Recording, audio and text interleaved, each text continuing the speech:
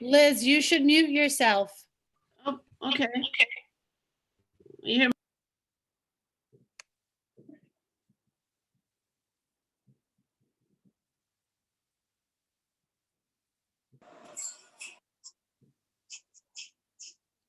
Hello.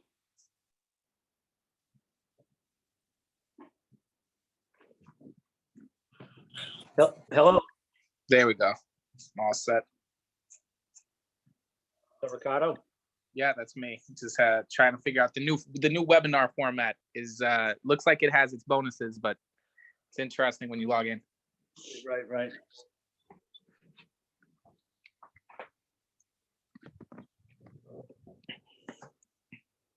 We're gonna give it a few more minutes. Carrie, if you can hear me, sorry, I clicked off your call before, so just try again and I'll make sure I can see you.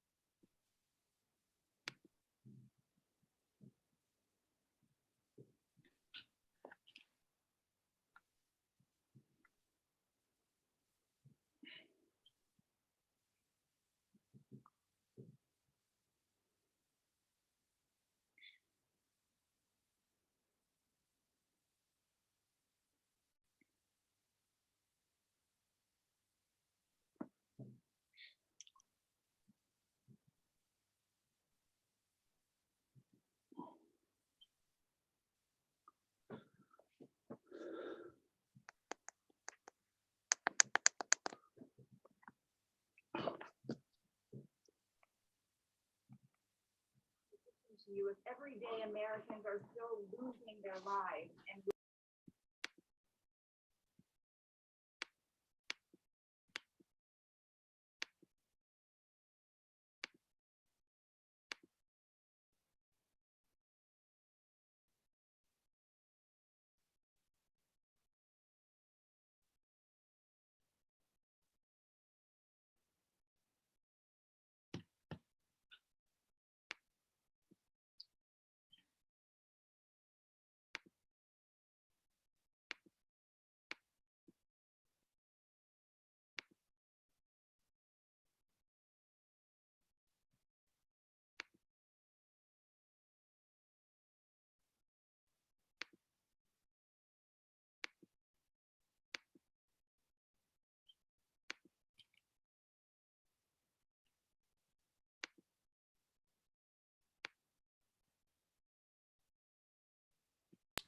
Does anyone know where this will be broadcast?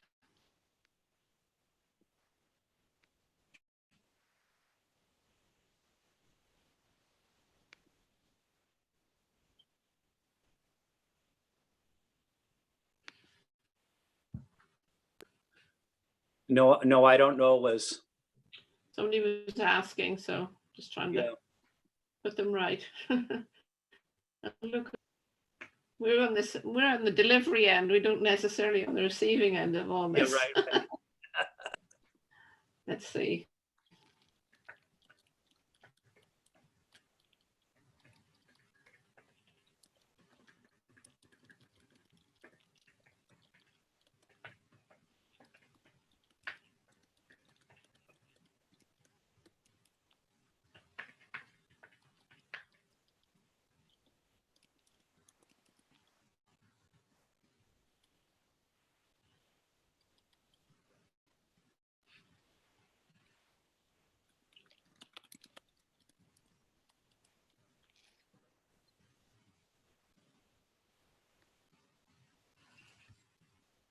Liz?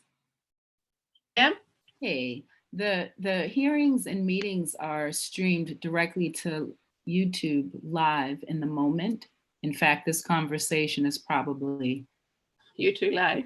streaming live right now as I tell you that. So maybe that's helpful to the person who's inquiring. Very good. I'm not Thank you. sure when it will be on television, but it is being streamed on YouTube right now. And is it City of Boston or City of Boston channel? Counselor, I just sent you a link. Okay, thank you. Mhm. Thank you very much.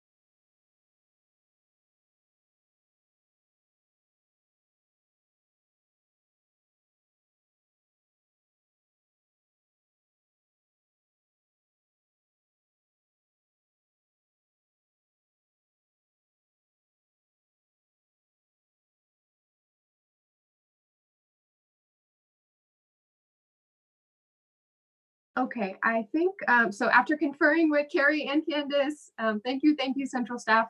We are still having some issues getting the live stream officially connected to the cable channel. So I think we may just go ahead and proceed. I'm gonna just do a double check to see if our panelists are here. Counselor Wu, we are live on the website whenever you're ready. Okay, thank you, Candace. You're welcome. Oh, okay, I see Jeff Speck is here, Jared is here. Okay, I think we are good to go. One piece before we start is that I have missed the order of colleagues signing on, so I don't know if Carrie or Candace could help give me an assist there with people in the order so far, and then I'll keep track from here on out. And I think we're good to go. Okay. So thank you, everyone, and welcome to the Boston City Council's hearing on implementing changes for safe streets before and during the COVID-19 pandemic. This matter was sponsored by Councilor Liz Braden and myself, and we are in a committee hearing in the City Council's Committee on Planning, Development, and Transportation. I want to recognize my colleagues who are here. Again, this may not be the order of arrival, but everything is alphabetized and we'll get the right order as we're asking questions. But I want to thank Councilor Anissa Asabi-George, Councilor Ed Flynn, Council President Kim Janey, of course, the co-sponsor, Councilor Liz Braden, Councilor Matt O'Malley, Councilor Michael Flaherty, Councilor Ricardo Arroyo. Okay, I think that's it so far. I'm sure other colleagues will join as well. And just a reminder that this is being live streamed, obviously, as all of our hearings are. The format for tonight will be that we have a few slightly longer, and by longer, I mean 5 to 7-ish minutes long of presentations. One focused on safe streets and reallocating our street space, one focused on public transportation, and then we'll have a presentation from the administration as well. So thank you to our colleagues from the administration and Boston Transportation Department who are here.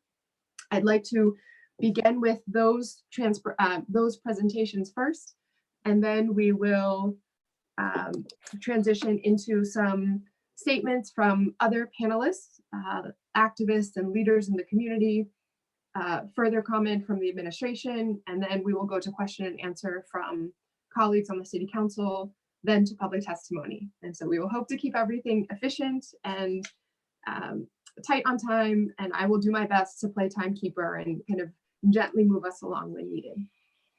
So the first presentation will be from our friend and neighbor in Brookline, Jeff Speck.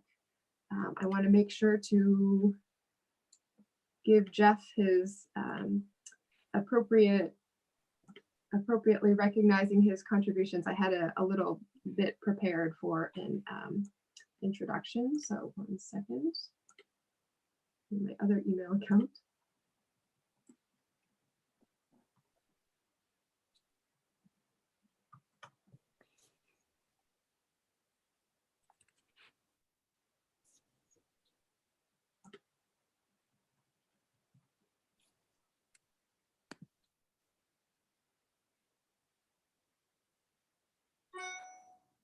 Okay. I am very grateful. You know, there's a lot on this bio that has been recognized around the country, and Jeff certainly has so many credentials as a city planner, urban designer, many accolades and years of experience all across the country advising city governments and state governments on how to rethink urbanism and planning. He is the go-to expert because he has issued his opinions not only through his work, but also for mass consumption through some very well-known books, one of which is on the City of Boston's officially recommended list through Imagine Boston 2030. That book is Walkable City. I swear by it. I send it to people whenever anyone asks me how I think about transportation and our strategies from an urban perspective. I go right on Amazon and send them that book. Since 2007, Jeff has led Speck & Associates, a private design consultancy in Brookline. His TED Talks and YouTube videos have been viewed more than 4 million times.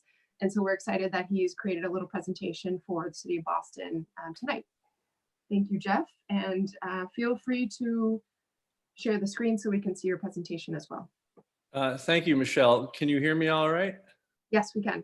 Great, and good evening, counselors, and thanks a lot for this opportunity. You know, I do work all over the place, but I grew up in Boston, and I chose to move back to the Boston area to raise my family, and so I'm especially grateful for the opportunity to hopefully help out tonight. I will click the share screen, and actually to limit the amount of bits and bytes that we have to move around, I'm going to turn off my camera. Turn on my share screen and pull up my PowerPoint. There we go. Is that visible? Yes. Great. Looks great. So I'm a city planner, as Michelle mentioned, which is a long-term activity. There's only a few jobs like forestry that require as much patience as city planning. When I started doing my work back in 1993, many American cities were doing plans like this called Vision 2020. This is not exactly the 2020 that we envisioned, but that does give you a sense of the time frames that we planners are used to operating in. I say this because preparing this presentation has been a constant effort not to revert to type and do what planners do, which is to talk about the city we want to have in the future. Lots of the articles I read are talking about this, you know, as are a number of mayors around the world. What do we want our cities to look like when this is over? This is a conversation we need to have. Before COVID, we faced a climate crisis, an equity crisis, an obesity, diabetes, and asthma crisis, and those haven't gone away. But that's not the conversation that we need to have today, because right now we face a different crisis, a public safety crisis, a new normal that we've been living for 2 solid months, and which there's no reason to think will end soon. This is the reality that many of us have been very slow to understand and slower to accept. Lacking federal leadership and competence around a national program to test, trace, and isolate, there is no likely scenario in which our current circumstances change materially for at least 6 months and probably a year or longer. Like many people, I've been in denial about this. But tell me, how could it work, right? It'll take a year or more to develop a vaccine and inoculate 330 Americans.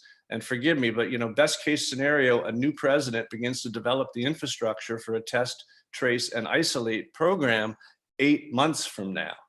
So the alternative, we're now apparently headed towards opening up our country at a time when risks are much higher than when we shut it down, will only exacerbate the current situation and make this conversation more necessary. So let's forget about the future for a minute and talk about the present.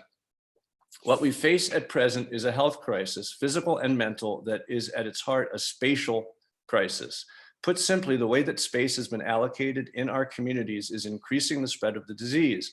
How this spatial crisis impacts us depends on who we are, of course. You're either an essential worker who needs to get to and from a job and maybe move around on that job, or you're someone who's mostly isolating at home, getting cabin fever and trying not to go crazy. These categories are not mutually exclusive, since essential workers get time off during which they're mostly isolating at home, and people who are staying at home need exercise, distraction, they need outdoor time, they want to be social, some need to jog. We also all need to get food and medicine and other things that can't always be delivered. And we need to do all these things while staying 6 feet apart from each other or more. And this requires space, more space than most of our sidewalks provide. For essential workers, getting to and from work is especially tough. People are afraid of taking the T. Many are turning to cycling. Bike sales are way up. Incidentally, car sales are way down, even used cars, which is probably because most of the T riders who now want cars can't afford them. But people want and need to bike. Unfortunately, folks who might want to bike in Boston are met, as before, with an incomplete and in some places an unsafe cycling network. Finally, we have a separate economic challenge, which is the survival of thousands of small local businesses, especially in food service, who are struggling to serve customers while maintaining proper social distance. Many would like to spread out onto our already overtaxed sidewalks, as other cities are encouraging. So that's one side of the coin. Pedestrians, bike commuters, joggers, shoppers, and merchants all competing for a very small space at the edges of our streets. On the other side of the coin, our driving lanes are empty as car traffic has dropped by 50% or more. The vast middles of our roads, sized to invite traffic volumes that no longer exist, just sit there. Many of these lanes, now being extra, do nothing but encourage drag racing, and in fact, death rates from crashes have more than doubled. If only there was some way that we could solve both of these problems at once. This isn't it. I think you can see where I'm heading here, and by now this is no longer news. For more than a month, first in Europe and then all over the world, including the US, underutilized driving lanes are being repurposed. In Paris, London, Manchester, Vilnius, Bogota, San Francisco, Oakland, Seattle, Denver, Minneapolis, Milwaukee, Tampa, New York, Cambridge, and Brookline, city crews have quickly restriped streets to make more room for people walking, biking, jogging, shopping, waiting in line, and just hanging out. Now, my colleague, Mike Lydon, more on him in a minute, he's been compiling these efforts in a spreadsheet that now lists more than 250 cities. Portland, Oregon probably leads the way in the US with more than 107 miles of modified streets. These sort of quick changes to city streets are nothing new. Called tactical urbanism, it's been a branch of new urban practice for more than a decade, and it's shown us how easy, cheap, and safe it can be to make temporary changes to our streets. Tactical urbanism was not created with COVID in mind, but it's proving itself to be the perfect tool for dealing with the current crisis. The godfathers of tactical urbanism are Mike Lydon and Tony Garcia. Full disclosure, Mike and I wrote a book together, and we team up on challenges like this one. Mike has been working with Smart Growth America, NACTO, and other organizations to share best practices on what he calls COVID-19 streets. He has organized these strategies into 5 categories, which I'd like to run through quickly. All of these types have been deployed successfully in a variety of places, and all are ready for use in Boston. Open streets are streets in which driving is effectively banned, although access is, of course, available for emergencies and at off hours. Downtown Crossing, of course, is a permanent example of an open street, but we're talking about something else, something ad hoc and temporary. These make the most sense where traffic is light and pedestrian crowding is most likely, especially along parks and waterfronts. Signs and sawhorses are all you need to make an open street. So while they're the most dramatic intervention you can make, they're also the quickest and the cheapest. That said, open streets have a history in Boston of being either located in upscale places and or demanding a police presence. So they don't strike me as the go-to strategy here. Do-it-yourself open streets are just a variation on this model, which is distinguished by being unsanctioned. In the great tradition of tactical urbanism, sometimes the residents don't ask permission. This strategy is appealing because it is grassroots and not top-down. The main role of government is to not send in the police. Shared streets, also called slow streets, are taken from the model of the Dutch Woonerf or the Barcelona superblock, in which streets that handle mostly local traffic are more emphatically limited to non-through traffic only. This reduces the volume of vehicles in a way that, when combined with traffic calming measures, makes the streets safe for walking, biking, and all sorts of activity. Most shared streets are residential. Open curbs is what we've done in Brookline and can take several forms. If there's no great parking demand, a walking and or biking zone is expanded into the parking lane. A better solution, like Brookline's, responds to reduce traffic by moving the parking lane into an extra driving lane. Yes, those are my kids demonstrating. These are the best solution for where people are lining up around essential businesses. Temporary bikeways, which overlap with open curbs, is specifically a street in which a driving or parking lane has been turned into a bike lane. These should be done wherever the demand for wherever the demand for driving or parking has dropped, to make the bike network more complete. Finally, a big part of the health effort is signal recall, in which push button signals are reset to automatically operate so that they're no longer a biohazard. At least 40 cities have done this already, with only positive impacts on safety. This is an immediate need in Boston. As I understand it, BTD is simply waiting to hear that this is a priority. That's the basics. As I mentioned, all of these approaches have been used broadly without incident and are organized in this spreadsheet, which can be found online at Smart Growth America, along with other resources. All of these approaches are ready for use right now in Boston. So what might stand in our way? I've heard of 5 things. Concerns about emergency access, concerns about public safety, fear of attracting crowds, anticipated local objection, and lack of funding. Each of these deserve brief discussion. Emergency access, when done properly, the street modifications I've described do not impede emergency vehicles. As Danny Harris notes in New York, it's much harder to get cars out of a fire truck's way than pedestrians and cyclists.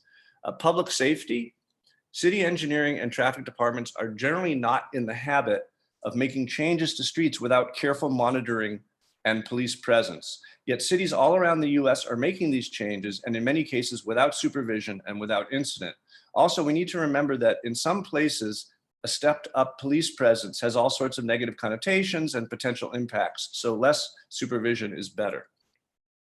In terms of crowds, it's easy to confuse open streets with some sort of block party event in which people will pour out of their houses and congregate in crowds. This is not the intention, and it hasn't been the outcome. Experience around the US has shown that crowding is not a problem. There will not be fried dough. Finally, local objection, second to last. Almost everywhere these measures have been tried, they have been welcome. I'm aware of one exception, one of the wealthiest urban neighborhoods in America. If objections are anticipated, neighbors can be polled and projects located where they are wanted. Better yet, the city can front load projects initiated by local groups, for example, by sanctioning DIY efforts. It will also be important to communicate that all road changes are temporary pilot projects designed to gather feedback and accept modifications over time. Mike Lydon reminded me that with tactical urbanism, the installation is the planning process. And finally, funding. In city government, nothing reflects priorities as much as budget.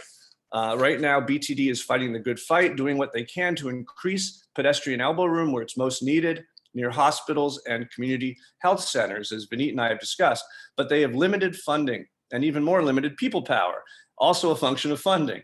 I'm hopeful that this hearing is a major step towards giving them both the budget and the mandate they need to take a proactive role while it really matters. That sums up my comments. As today's other speakers will highlight, the street changes I've described are part of a larger picture that includes making more room around bus stops, giving bus lane priority, and offering free blue bike passes to those in need. It was great to see Mayor Walsh's tweets yesterday supporting this effort.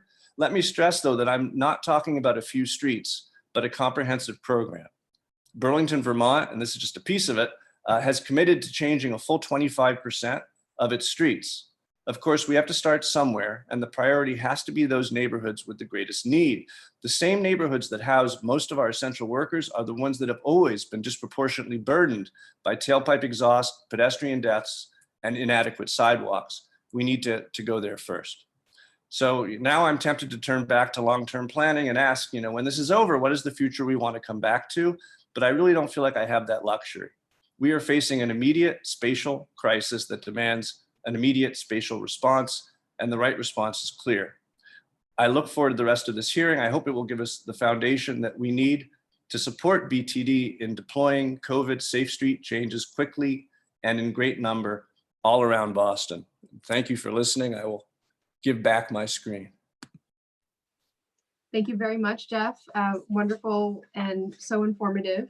I know there are many colleagues who will have questions, so I'm going to try to quickly move us through the 3 presentations and then give not only the co-sponsor but other colleagues who wish to give a brief opening statement the chance to do so. Then we'll go to other panelists and activists, advocates, and then Q&A. I want to recognize also that Councillor Andrea Campbell has joined us as well. Hi, Councillor Campbell. Let me see if there's anyone else. Okay, yes. So now bringing in for the public transit side, a leader who is very well known across the city, state, and beyond. Jared Johnson is the Chief Operating Officer of Transit Matters and has previously served as project manager at the Codman Square Neighborhood Development Corporation and way back at the City of Boston as well. Thank you, Jared. You can grab the screen and move into your presentation. Awesome. Well, I first want to thank the City Council for giving me this opportunity to testify, especially Councilors Wu and Breeden. We really appreciate this. These are, can be unsettling times, and even though there's been some glimmers of hope that Jeff pointed out in his fantastic presentation around street space and for cycling and pedestrians. For transit, the prognosis has been a little bit more grim, but I'm here to talk about that it doesn't have to be that way. So to follow that lead, I'm going to turn off my video and share my screen. All right, and there we go, present. Great, so COVID-19 in transit. So again, I'm Jared Johnson, Director of Transit Matters. And I think it's first to start out with the problem.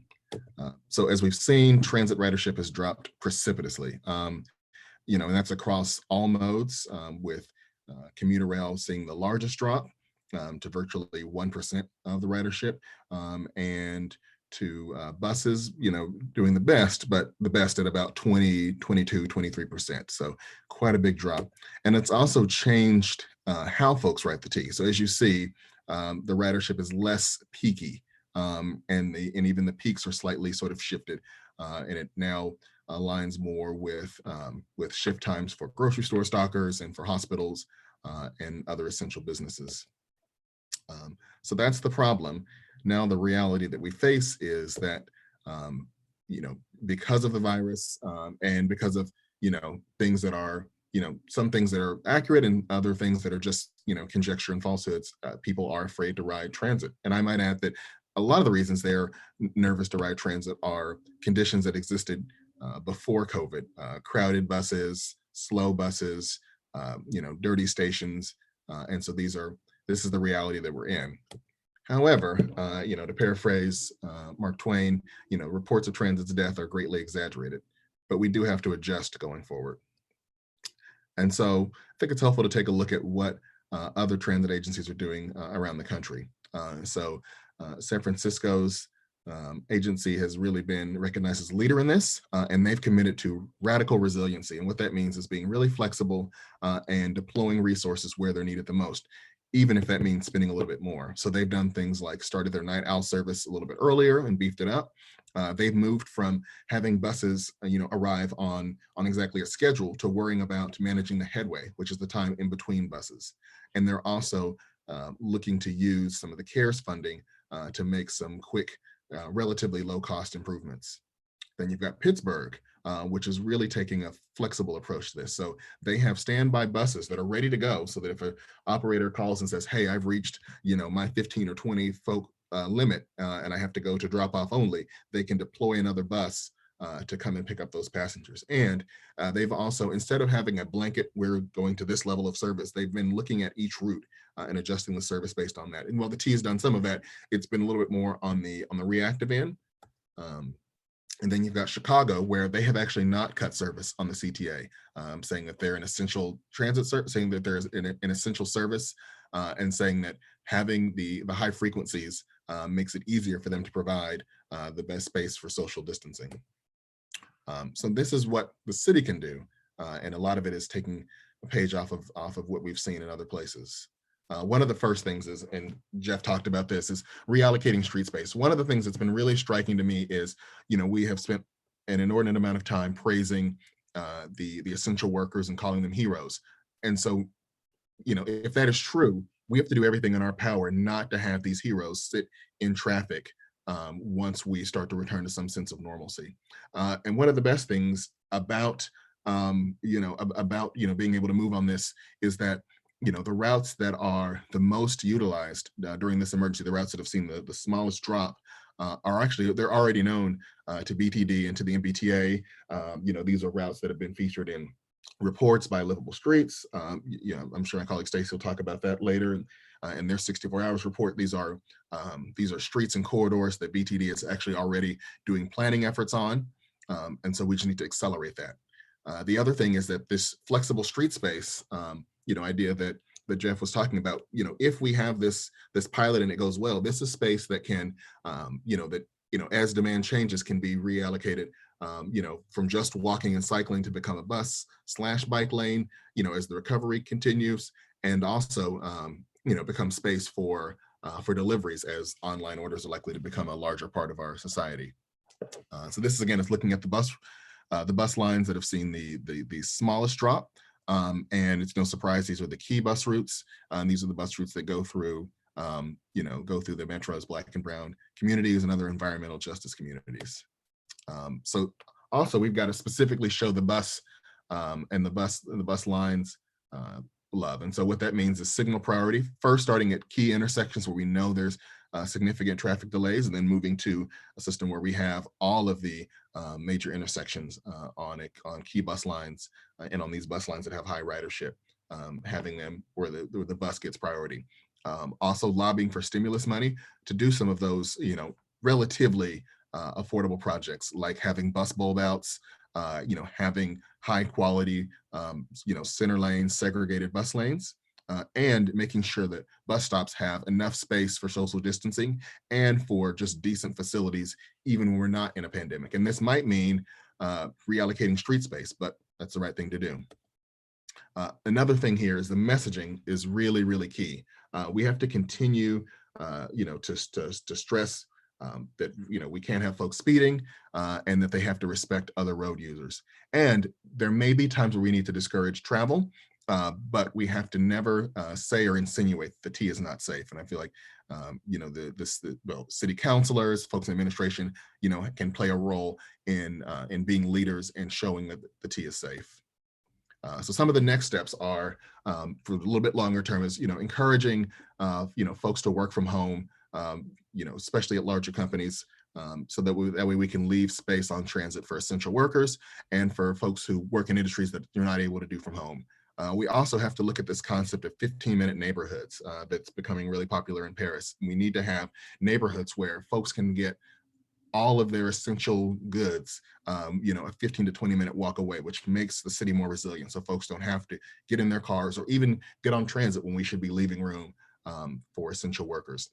And then we also need to have recovery corridors. And these are corridors where we can very quickly put into place transit signal priority and lane and, takeaway lanes, so that we can make sure that we have, dedicated routes that get folks to hospitals, health centers, and to other essential jobs. So things that the T can do. One of the things is spread the peak. As you saw from this picture earlier, we no longer have that same, extreme highs and low lows, relatively speaking. And this is something that we need to continue. We need to both this is through encouraging workers, this is through encouraging companies to stagger shifts, and through providing better service in other parts of the day, we can help to spread the peak. We need to have all-door boarding on buses and light rail.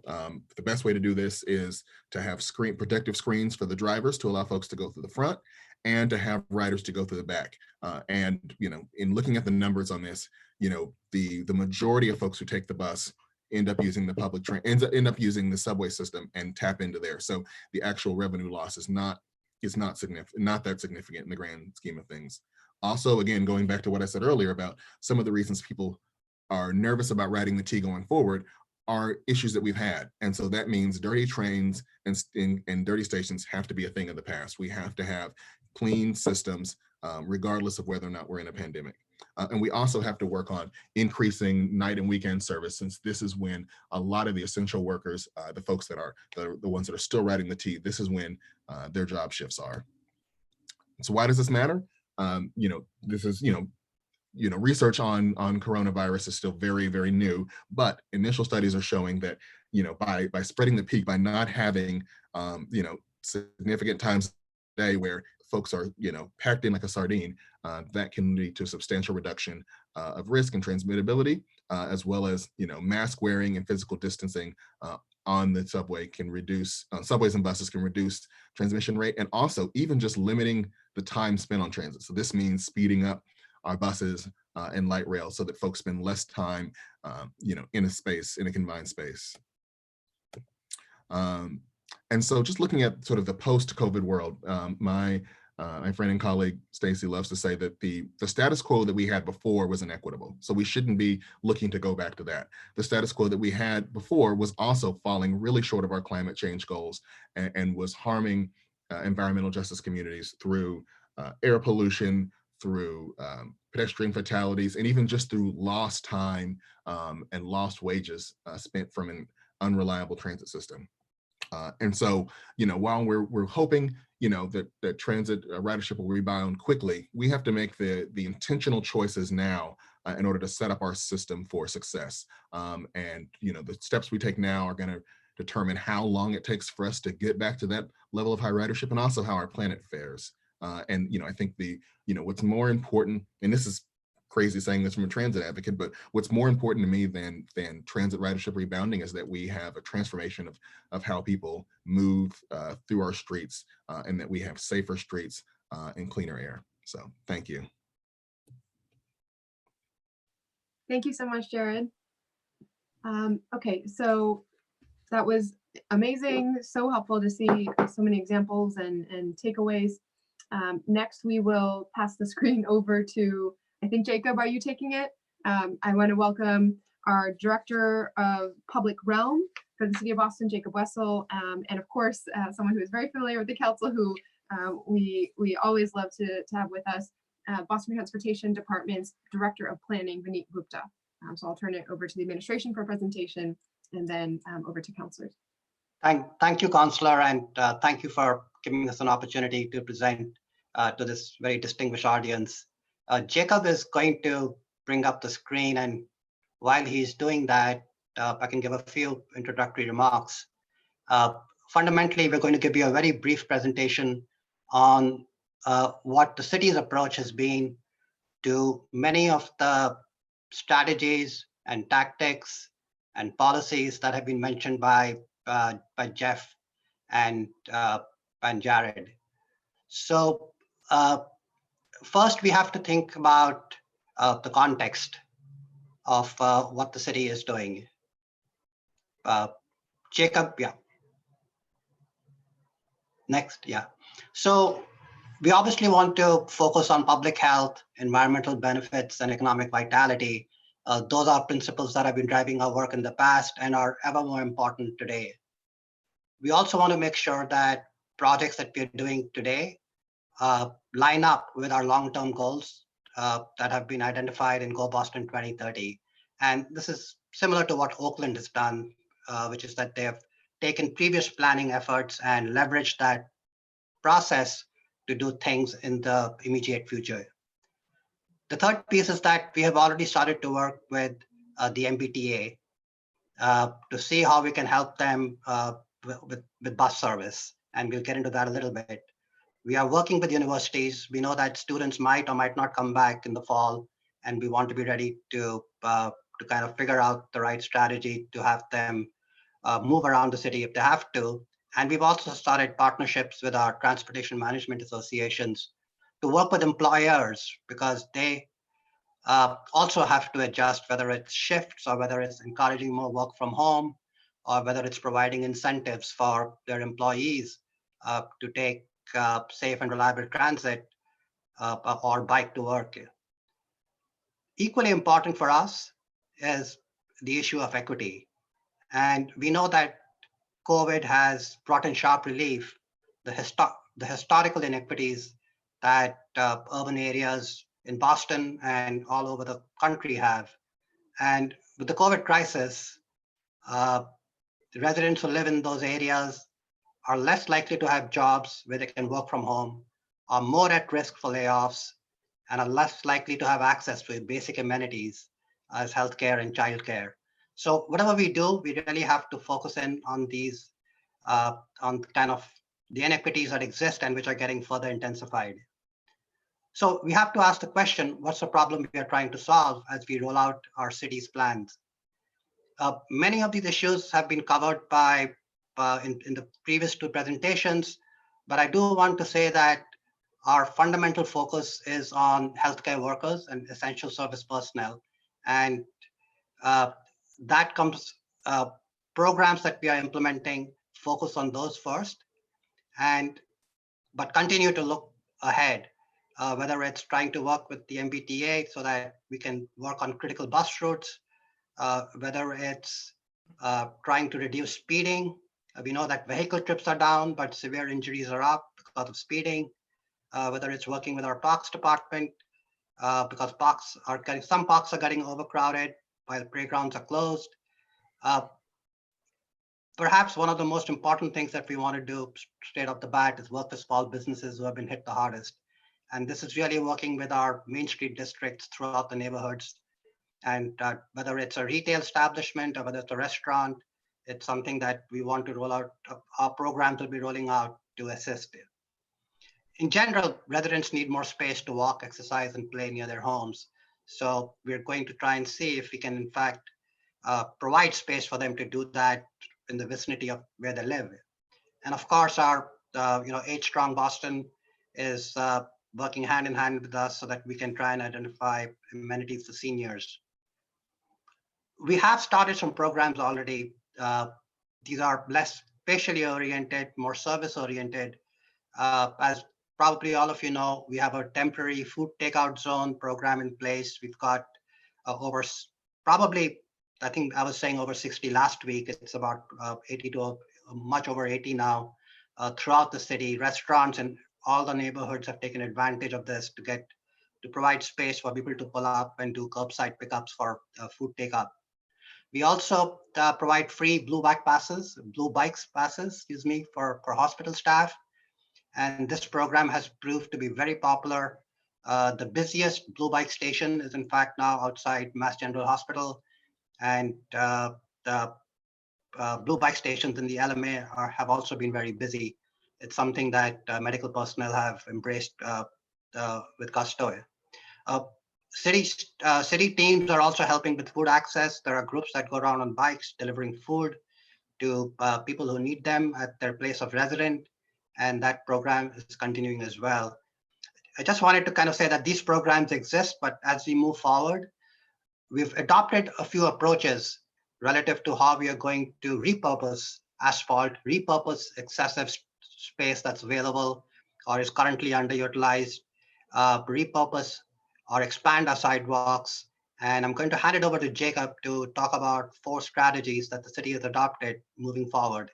And then I'm going to close it down with implementation issues.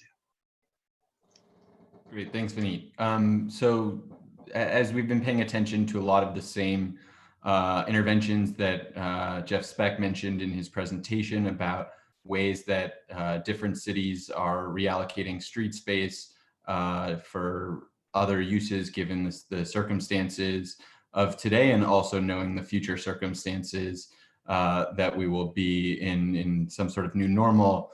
There's a few different approaches that we are exploring and currently sourcing locations for us to begin implementation. So the first is this open curbs approach, which is the concept of expanding what is typically on most of our streets a parking lane, and expanding that space so there's extra room for folks that are queuing to go into grocery stores or businesses that have limited capacity or maybe are waiting for takeout. There are also sort of a typology that can exist in a variety of different street types, both those neighborhood main streets districts, as well as sort of larger arterial streets. Looking at how we would do this is the tactical approach that was mentioned before, using things like rented jersey barriers, orange cones, and things of that nature. We do want to be sure, especially for pedestrian use, that we're ensuring that there's some clear delineation between where automobile space ends and the pedestrian space is being reallocated.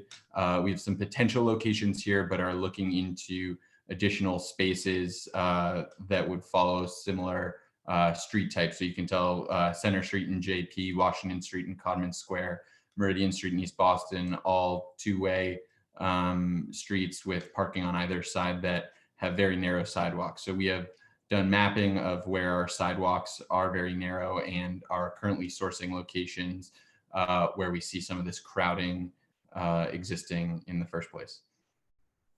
The second approach, as mentioned, is the slow streets approach. Now, this would be to develop routes for families to get exercise and to be able to access parks. Also for folks to be able to recreate in the street, limiting through traffic, but still allowing for things like parking and deliveries. As mentioned, this is not an approach similar to a big open street event where you would have police staffing and lots of sort of production value, if you will, but something that is quite minimal with simple barriers and traffic control devices and signage placed at either end of the street. We want to be clear that this type of approach is something that could be done in a lot of different neighborhoods in Boston, but also given that we don't have the same type of grid system that a lot of the cities that have implemented this already, it won't allow for the same transportation access in the same sort of way where other grid systems have a street that is very low in volume from a vehicular perspective, but would also allow you to crisscross the city on say bike or walking or jogging. Some locations that we're currently looking into this are streets around Franklin Park, like Herald Street, and others.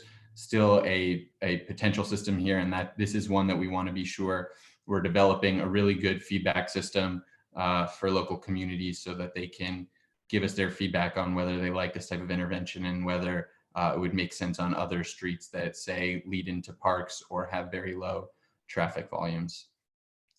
Another approach here, similar to that open curb where we would take a parking lane, or in this case, sometimes a travel lane, would be expanding on protected bike lanes in the city with a much quicker approach than we would typically take. So this would be taking out a lane using things like orange barrels or potentially paint and flex posts. While not necessarily exactly how this is done, as Jeff's photos showed on Beacon Street in Brookline, or even how orange barrels have been set up by DCR on Day Boulevard to remove parking, it effectively creates a more safe lane for people riding bikes to be able to travel.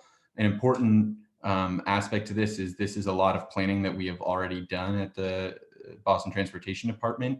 We've identified certain corridors that are in need of important cycling connections. And so this would also help essential workers and folks who are unable or unwilling to take public transit to be able to travel using bikes instead of how they might typically act.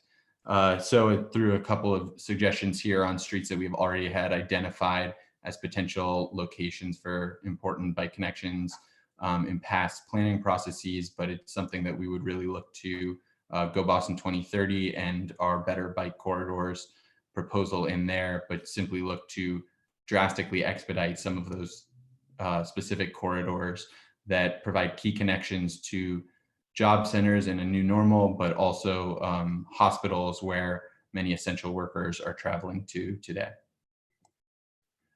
And lastly, following up on some of the Transit Matters presentation, our transit team has been working day and night on figuring out how to make sure that our buses are moving around the city as efficiently as possible, using reallocating road space and working hand in hand with the MBTA. So our transit team, the MBTA's new municipal staff that engages directly with us, have been identifying key corridors for bus projects. While this is super important to allow for frequency of service, there are also elements here like expanding how long a bus stop may be and marking off on the sidewalk how far apart folks should be spacing out as they're waiting for a bus. But our transit team is sort of working hand in hand with the MBTA, and will take some of their guidance as well on making sure that we can expedite any of our bus lane work this season if possible.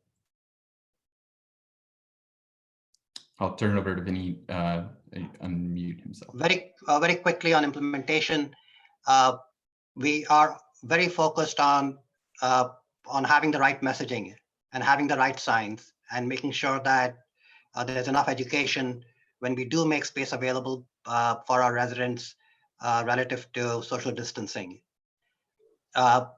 We want to also assess what the impact on city funding and personal resources are. Many of the women and men who work at the department and in other agencies are currently involved with other critical operations. So we want to make sure that there's a right balance as we move forward with the program. Community outreach is really important.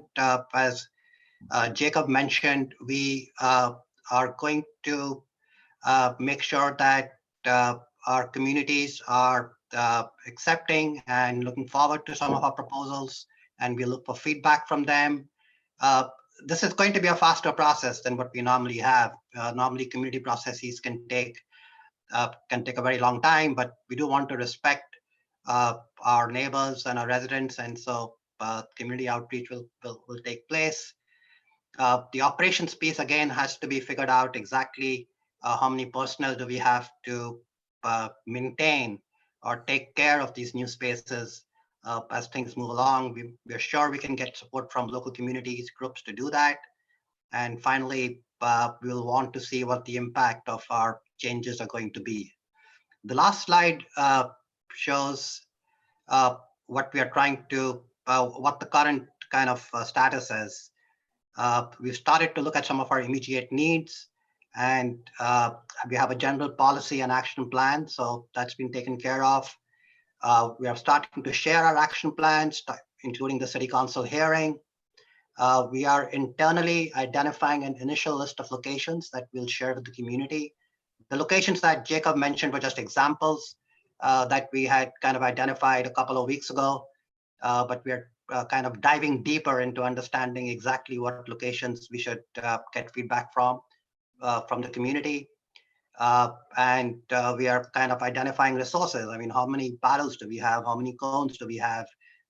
Do we have a on-call contractor who can help us with this? So all those issues are being dealt with even as we speak. We're actually meeting daily on these issues. So we will be starting implementation later this month, and we'll be phasing in our improvements over the next several months, depending on how the COVID kind of situation evolves. But all our departments are ready on this. It's something that the mayor has asked us to kind of start implementing as soon as possible, and we're getting our act together. Thank you. Thank you very much, Director Gupta, and thank you very much, Jacob, as well. I want to recognize that Councilors Kenzie Bach and Lydia Edwards have joined the hearing in addition, and thank you both, Councilors, for being here. So now we'll turn to counselors for quick statements. You can react to the presentations that we heard. You can sort of seed some questions for panelists who will speak afterwards. I just want to note we have many counselors on and many people already signed up we have already 20 people signed up in the waiting room to testify. So I will be here as long as it takes tonight.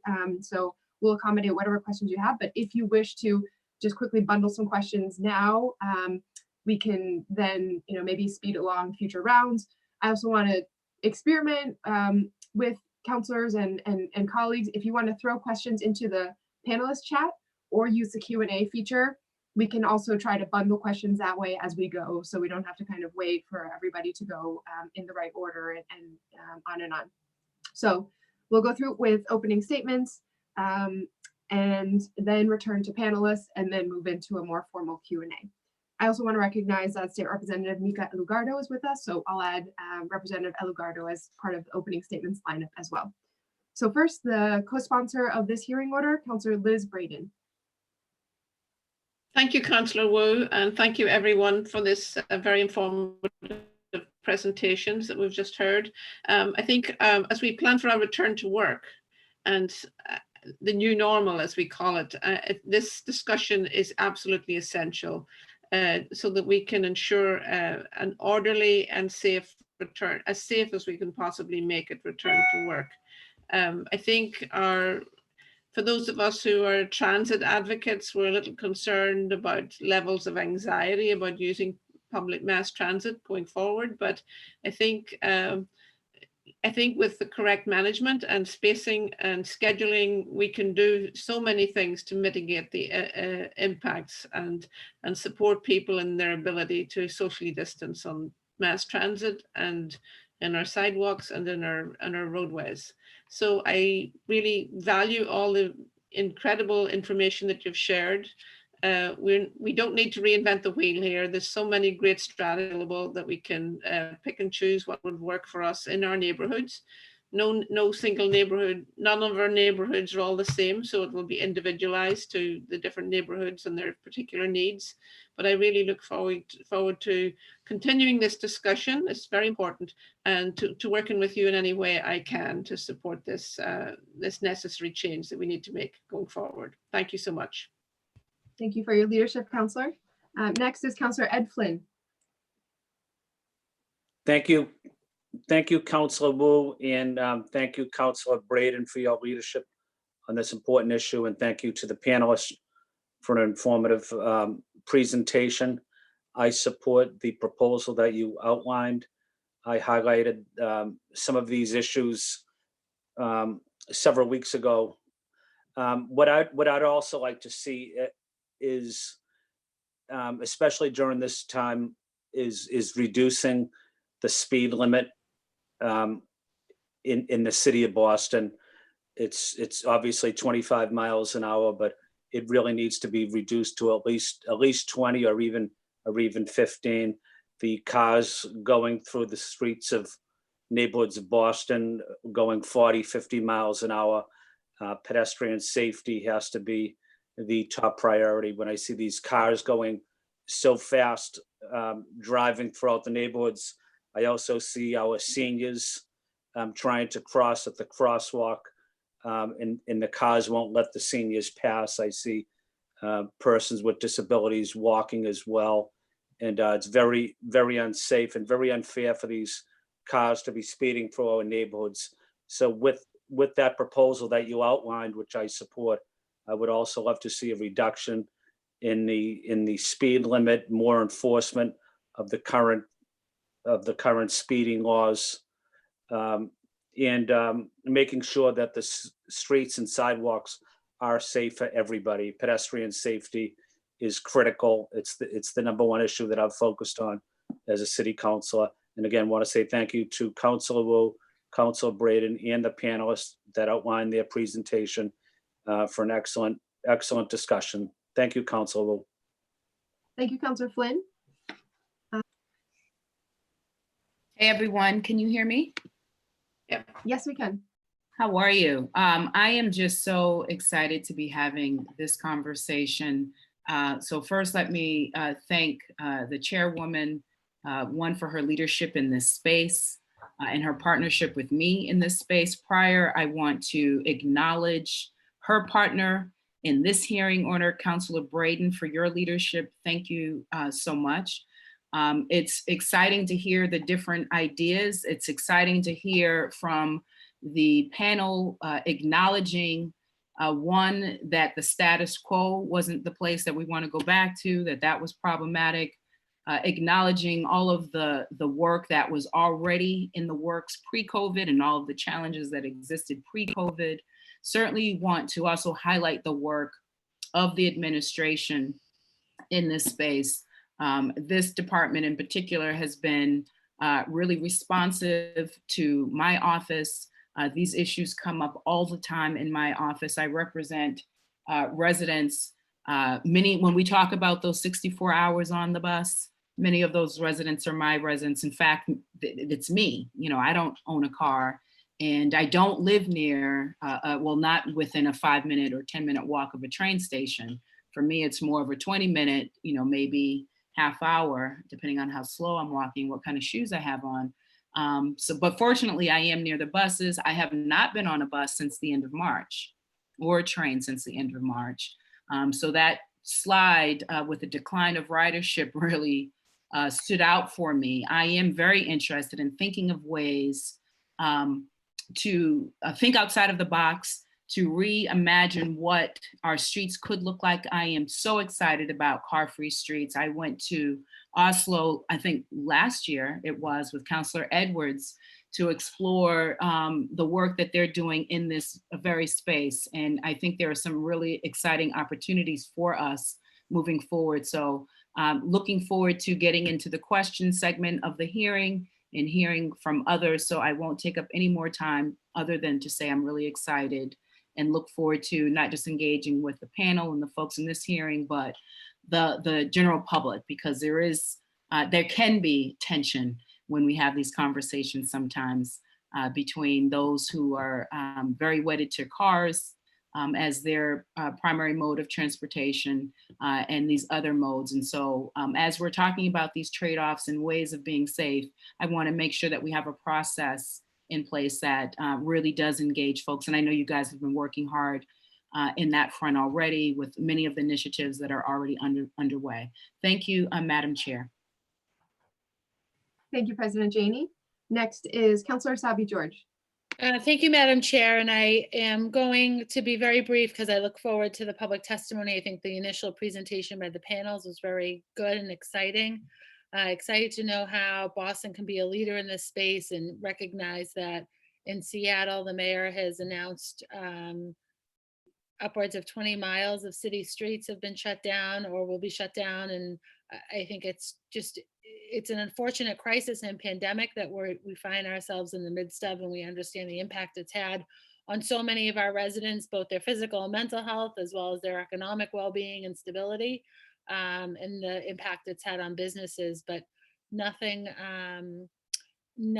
precludes us from thinking very creatively about the other side of this pandemic. And this is a really the perfect excuse to think sort of creatively about how we can respond and change practice, both in the temporary and perhaps in the permanent, should we find some success, which no doubt we will in some of these efforts. So thank you to the chair and thank you to the other sponsor, Councilor Braden, for your work. And I look forward to this continued conversation this evening, but more importantly, to the action that will happen following. Thank you.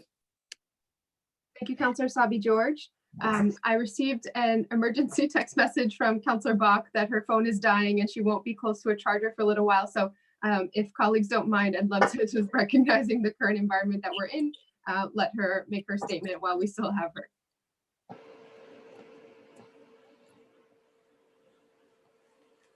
Councillor Bach, are you still there? Did we already lose you? She's on mute. Yes, you're- I'm okay. mute. I'm mute. Can you hear me? Yeah, you hear we me? can hear you now.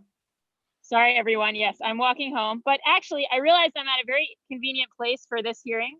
So I'm coming to you from Dawes Island, where you can see 3 lanes of traffic behind me on Charles Street, and then another 4 on Beacon that way, and maybe another 4 that way down Charles Street South. And then we got another 3 going up the hill. And obviously these are streets that surround our parks here in my district, where, you know, we've got a lot of people using them. And I've already seen a bunch of, you know, the people aren't waiting. I've seen about 20 joggers run against the grain on the street on Charles Street here. But I just really want to lift up the fact that some of the neighborhoods I represent are some of the densest residential neighborhoods in the city. Relatively little open space is a really important way to make them safe. And I'm excited about the chance to try some things. And I think one of the things I was most encouraged about Jacob's presentation on was just that, you know, I think sometimes we worry in terms of pouring concrete and making permanent decisions about whether they're going to turn out to be the right mix for different users. And I think what this terrible situation has given us is a chance to really try some things and see what it opens up, and how it enables a different kind of lifestyle in our center of our city. So I definitely, I text Jacob fairly frequently with streets that I think, you know, we could stand to share a little bit more with our bicyclists and pedestrians. And I think all the way from where I'm standing right now to the other side of the district on Mission Hill, we've got, I think of Terrace Street, St. Alphonsus, Tremont. We've seen a lot of dangerous speeding, to Councillor Flynn's point. And so really looking forward to all these exciting solutions and opening up our streets for people. So thank you so much to Councillor Wu and Councillor Breeden for your leadership on this. And thank you for letting me jump the queue. I'm down to like 9% battery. So, but I'll be home soon. Thanks. Thank you, Councillor Bach. Councillor Michael Flaherty. Thank you. Thank you, Madam Chair. You'll be happy to know, I think I see Stacy there. You'll be happy to know that I dusted off my bike and I've been biking lately. So, and we don't got a bike rack. So this pandemic is turning things around. I want to recognize, obviously, Vineet for the work that he's doing on behalf of the city. And he and I, we talked about this the other day during the budget hearing. And I just want to make sure that the city has a plan. As we've heard the testimony this evening, it's clear that for those that take public transportation, the new norm, if they own a vehicle or a cycle, they're going to probably shift their mode of transportation to work if it makes the most sense. We're starting to see, I think the testimony earlier from Jeff, he talked about that the bike sales are way up.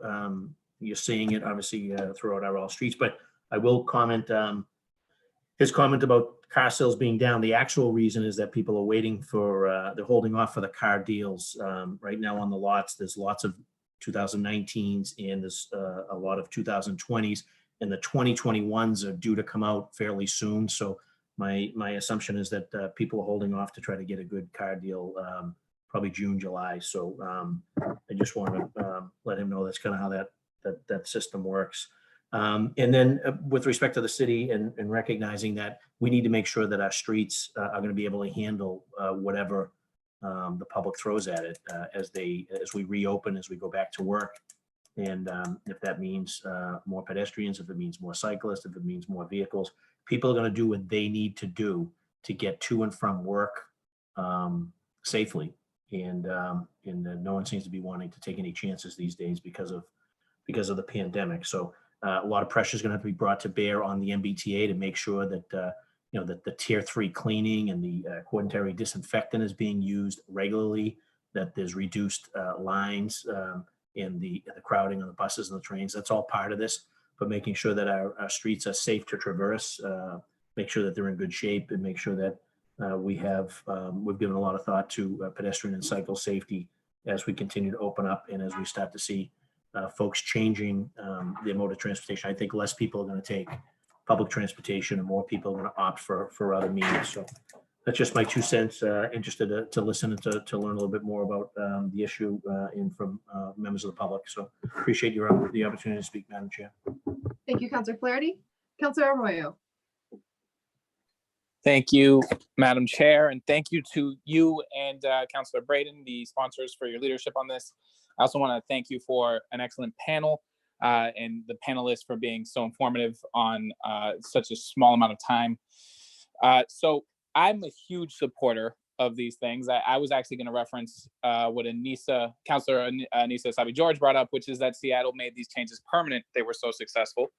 And I think that there's a real lane in, I've been a counselor for less than 6 months now, and I've received quite a few calls, like many of you, about speeding down side streets, little cross streets, that I think could actually stand to be closed to foot traffic and pedestrian traffic and folks who live on those streets with minimal impact. And I think that would be something that would probably be welcomed by those streets and by the neighborhoods at large.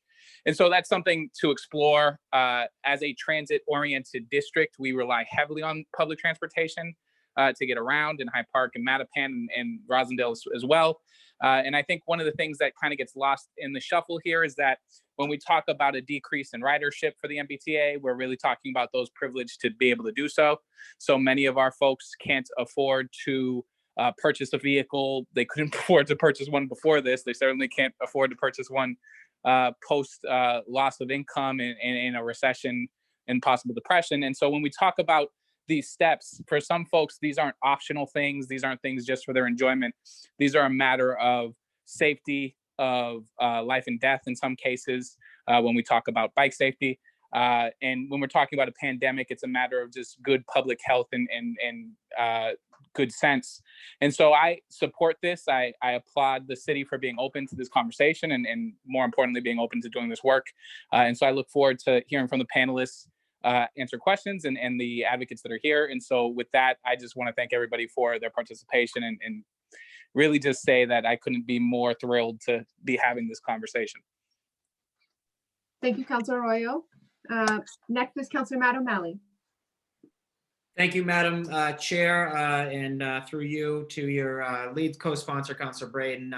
Kudos on obviously a very important issue, one that has engendered a lot of interest and support. Really appreciate the panelists that we've heard from thus far, and look forward to hearing more as well as from members of the public. So I will keep it relatively brief. Thank you, Mr. Speck. Always great to sort of hear your thinking and sort of a nice succinct way to explain what has been done and what the opportunities are here. Thank you, Mr. Johnson, Jared, again, for your great work and advocacy. The bus lanes, we all know how successful they can be and how important they are. And I appreciate your highlighting what some other cities are doing as it relates to having some supplemental buses to help alleviate some of the overcrowding, which could potentially pose a risk and will be a real issue that we'll be dealing with. And then Jacob and Vineet, thank you. You two are always literally the first to pick up a call to work with us to address the myriad issues that we come up against as it relates to our streets, as it relates to doing what we can to build a better and a safer and a stronger and a more vibrant city. I'll just close by saying I really appreciate sort of with the focus that you talked about the city's doing in terms of the opportunities here as it relates to public health, environmental benefits, economic vitality, equity, working in partnership, agree with all of that. And I also would sort of add to that, I know something we all agree with, and it was first brought up by Councilor Janey, the tension that can sometimes accompany these conversations, the acrimony that can sometimes accompany these conversations. I think we really have an opportunity to address that, to find some common ground, to work together. We have seen some great small examples of successful changes already. I point to Parkman Drive in Jamaica Plain, which is a state road that abuts Jamaica Pond. It's been closed. There've been some concerns from neighbors, but all in all, I think that we've been able to address them and work with them, and we'll continue to do so. And those conversations are so important.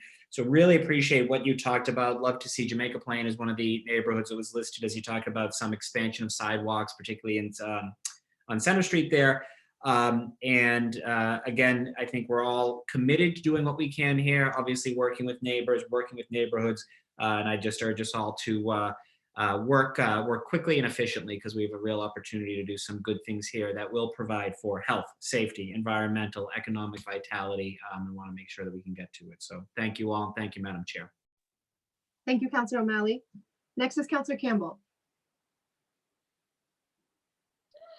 Thank you, Councilor Wu, and thank you, Councilor Braden, for your leadership on this. And thank you to the panelists, of course, for their continued advocacy around these issues. Also to our Department of Transportation and other departments who have been working on these issues for some time. I'll keep my comments short because I think everyone said much of what I was going to say. But I represent the district, I often say, where the inequities are alive and well. You don't have to just look at reports or data reports. You can come and sort of see them. The transportation areas with transportation deserts, a lot of crashes, speeding cars, you name it. And the best thing about my district is I work with folks who are residents who are active, who are advocates, who have been advocating for the Slow Streets programs, also been advocating for us to look at different modes of transportation, lanes for bikes, you name it. And so I appreciate their advocacy as well. And I do agree with my colleagues that this is an opportunity for all of us to look at the things we've been talking about for some time and to take some aggressive action, right? And we can take some of that now and make these adjustments permanently, like in Seattle and other places in Europe. And I love the term radical resiliency. We've been talking about what it means to be a resilient city for some time.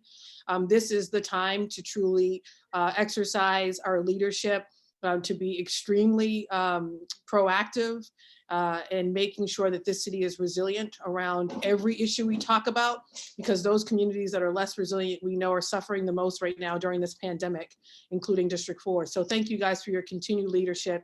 Look forward to hearing from more of the panelists and pushing and advocating, of course, and in partnership with all of you. And I also look forward to the public testimony part of the hearing as well. Thank you. Thank you, Councillor Campbell. Next up is Councillor Edwards.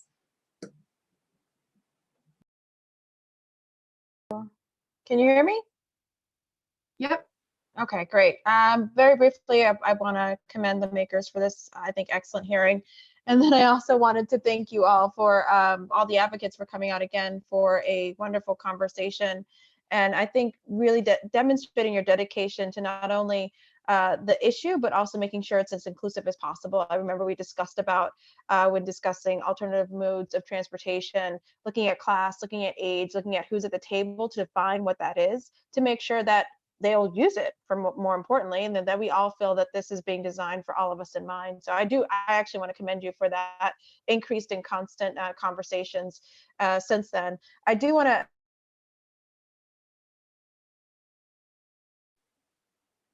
well, Councillor Edwards, your sound cut out for a minute. Let's see, it might be a connectivity issue. It looks like you're unmuted. Hi. Okay, now I can hear you. Yeah, I don't know. It's been happening all day. I'm sorry. I just want to say, not only is this an opportunity, but it's a mandate. Honestly, we can't move the way we did before this crisis. We don't have that option, and we can't look at our future generations and say that we had months of somewhat clearer roads, months where we could just, without traffic, define and redesign a city, and we didn't take advantage of that. So I think we need to pause. We need to look at the infrastructure, what's in the way of people getting on bikes or using alternative modes, what's in the way, and also what can we do to help incentivize them more beyond, we've talked about pre-tax benefits, but really, I just bought a bike myself, so I'll join my colleague, Council Flaherty. I joined it, I bought it to do the Pan Mass Challenge, and they canceled the Pan Mass Challenge. But I still have the bike, and but I live in East Boston, so I want to talk about, if I wanted to commute to work, I'm gonna get on the T, maybe. Definitely don't think there's a bike lane in the future in the tunnel, though. I'd love to see if that's gonna happen. But I'm excited for the continued conversation, and thank you to all the advocates. Your consistent advocacy, your growth of the movement in terms of diversity, in terms of class, is very important to see. So thank you. Thank you, Councillor Edwards. I think that's all the councillors for statements. I want to really thank our colleague from the State House for joining us and give Representative Nika Elugardo a chance to say something. Thank you, Chair Wu, for your leadership, and you too, Councillor Braden, and for all the panelists. I have never spoken at a city council hearing before, so this is my first. Grateful to Councilor Wu for the invitation. I was nervous, but you've all put me at ease watching your amazing presentations. I was on the mayor's transition team for transportation and transit with Vinod and leaders from Walk Boston and Livable Streets, and had the pleasure of being part of a very engaging process for developing Vision Zero and engaging youth, elders, T-Riders Union, cyclists. And I think we have another opportunity to really engage community members in re-envisioning what it looks like, not only to get through this pandemic safely, but also to carry that learning and those infrastructure developments into the future. I'm really interested in the partnership between the state and the city. As Boston creates leadership opportunities in this area, really there is a need across the state. And when we talk especially about making sure that there's more space for not only pedestrian and cyclists, but for rapid transit. And I'm especially interested in buses, and I'm especially interested in free buses, free and frequent buses. And I think that when we went through our transportation revenue debates at the State House earlier this year, there was, I can't say unprecedented because I've only been there for a year and a half, but in my brief tenure there, I've seen few issues that have brought so many legislators from across the state together, thinking in the same way, at least on the House side. And so the Speaker and the Chief of Ways and Means met with every single caucus and delegation. So I got to meet with them multiple times. And every time I heard the same message that we are ready to improve our public transit, to expand it, and a little tiny bit of readiness too for extending that into how we think about pedestrians, walking, and cycling as meaningful options, not just for recreation, but also for commuting, for getting to school and to work. So not in my district, but serving my district is Southern Jamaica Plain Health Center. And they shared with me some data that they collected on the connections between transit equity and health equity. And so what we're doing here when we're talking about expanding space in our streets and walkways for pedestrians and for cyclists, and making sure that people are able to stop using cars and that public transit is accessible, especially to low-income people and the people of color. We're increasing their ability to work, we're increasing their health, we're decreasing some of the problems that people have with access to healthcare, as well as access to food and access to jobs. And so there's lots of data backing that up. We're not just talking about having a world-class transportation and transit system that's systemic and holistic and healthy. We're also talking about people's lives and health and well-being. And so I'm so grateful to all of you for your leadership on that. I am a learner in this, and so I have tapped Councilor Wu to help educate me and to guide me, along with some of the other advocates in the room here, on what would it look like for the leaders and leadership in the State House to really take up transit equity as part of our mission for what we want to get done this session, and hopefully next session. Cross your fingers, I get reelected in September and November. Thank you, Mela. I saw that hands up. But you know, what I can commit to is, as long as I'm there, I'll be a strong partner to you. Just say the word and I will fight and advocate for it. I was really helpful for the data that city councilors, especially Councilor Wu, also Councilor O'Malley, my city councilor, sent my way when we had the transit revenue debates. And I was really grateful to be armed with that in those meetings that I had with our leadership. I spent about half a year in the Netherlands when I was in law school.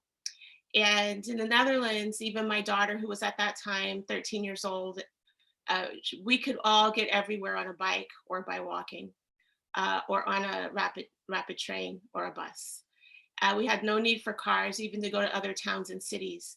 And so I know that even with a very old city, with a very densely packed city, it's very possible to transition to being a truly walkable and safe city with safe streets.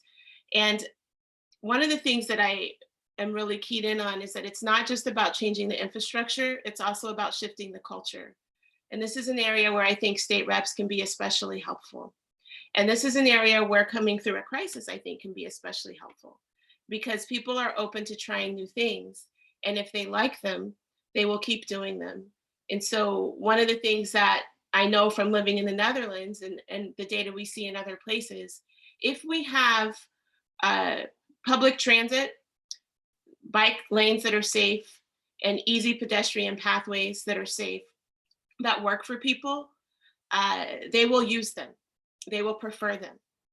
And so what I'd really like to also see, and I think you will need the state's help for this, is an increase in the number of buses, a better understanding of which bus lanes really increase transit equity, a better understanding of where transit deserts are, not only in the city of Boston and with regards to the MBTA, but also with the regional transit authorities. And to really put a major focus on having the cleanest, greenest buses in the world here in Boston and across the Commonwealth. And to make sure that those are intentionally connected to interconnected bike pathways across the state. And I think if we really focus on that, we can envision a 2050 or 2030 Boston where people are driving a lot less, where they're not buying cars when their old car dies out, where they're taking those baby steps to being people that don't need to use gas every day to get around and to leave. So my family, we're taking those steps. I'm a big Blue Bike fan and member now. But I think there's a lot we can do in the arts. There's a lot we can do with community development corporations. There's a lot we can do at the grassroots level to help with the culture shift. And the last thing I'd like to say is that that culture shift is going to look really different in different communities. And we really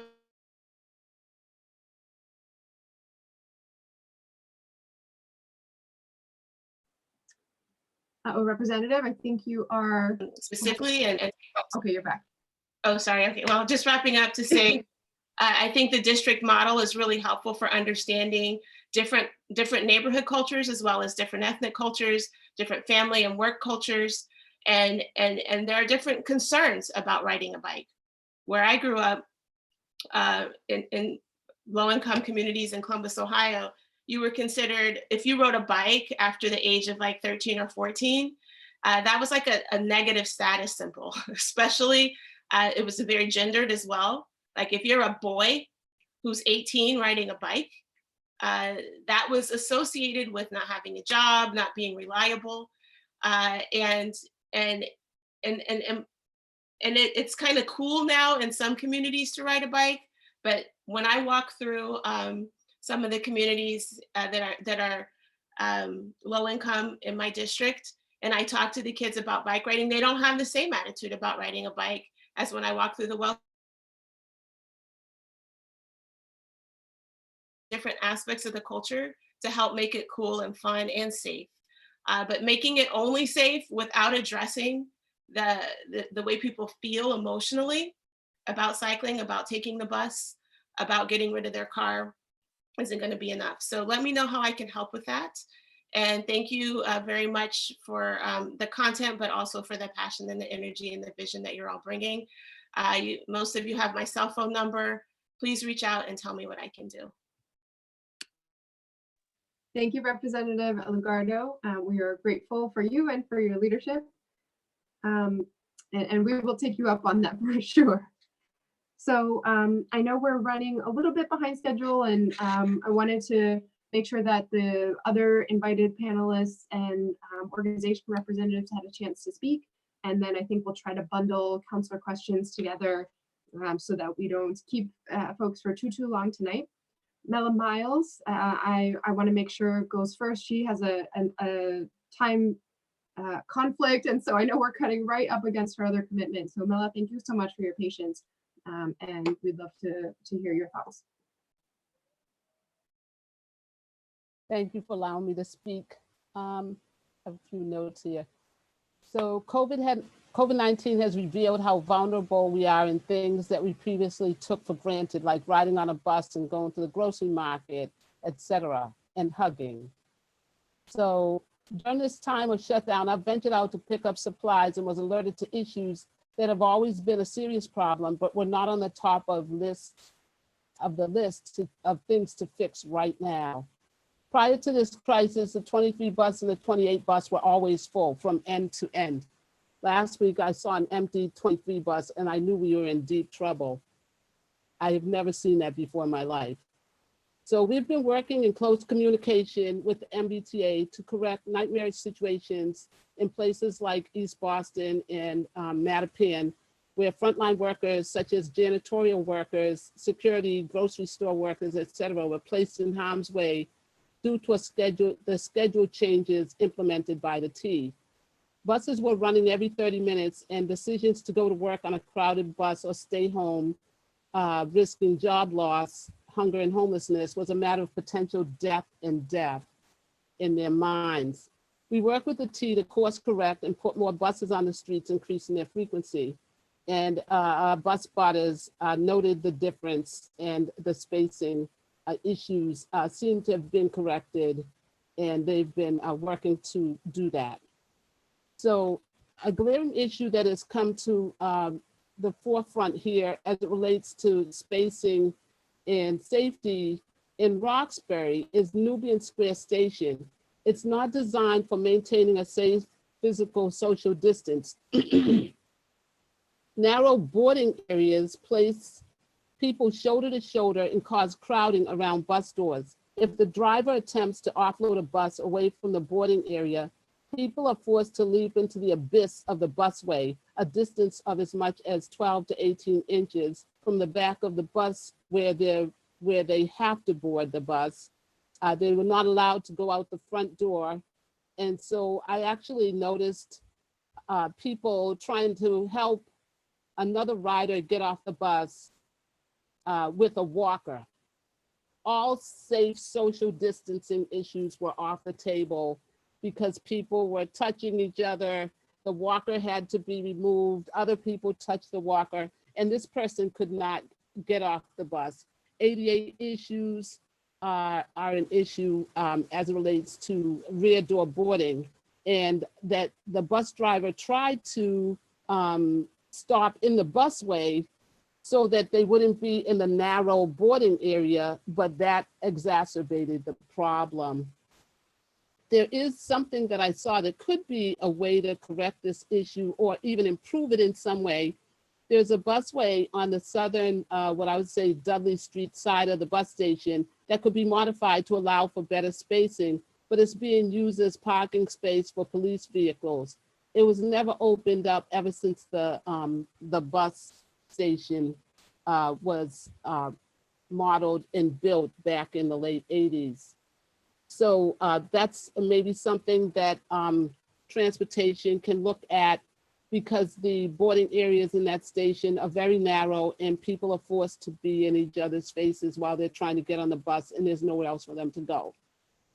Another issue that I wanted to lift up is the Fairmount line and bus stops. For years, we worked to get the T to upgrade and integrate buses and Fairmount line trains so that bus riders would be able to opt to ride the trains and speed up their travel to and from shopping centers such as South Bay Center and other places along the corridor. Street level information screens were something that we've been recommending for years so that people would know when the next train was coming and would be able to opt to walk down and get on the trains. The trains are, the commuter rail type trains are actually a safer option for people who are riding than the buses. And we really want to encourage people to get onto those trains because they can open up all cars and people could get further away from each other. And the way that the seats are laid out, you could have 2 instead of 3 to a seat. So that was another option. And the street level signs. Also, the last thing that I wanted to say is gear. Masks are now mandatory in public and on all T vehicles, and they should be made available to all riders, especially bus riders in the lower income bus dependent communities. They have no other choice but to take the T or ride a bike on unsafe streets because our streets are not safe for bikes. And I live in Roxbury.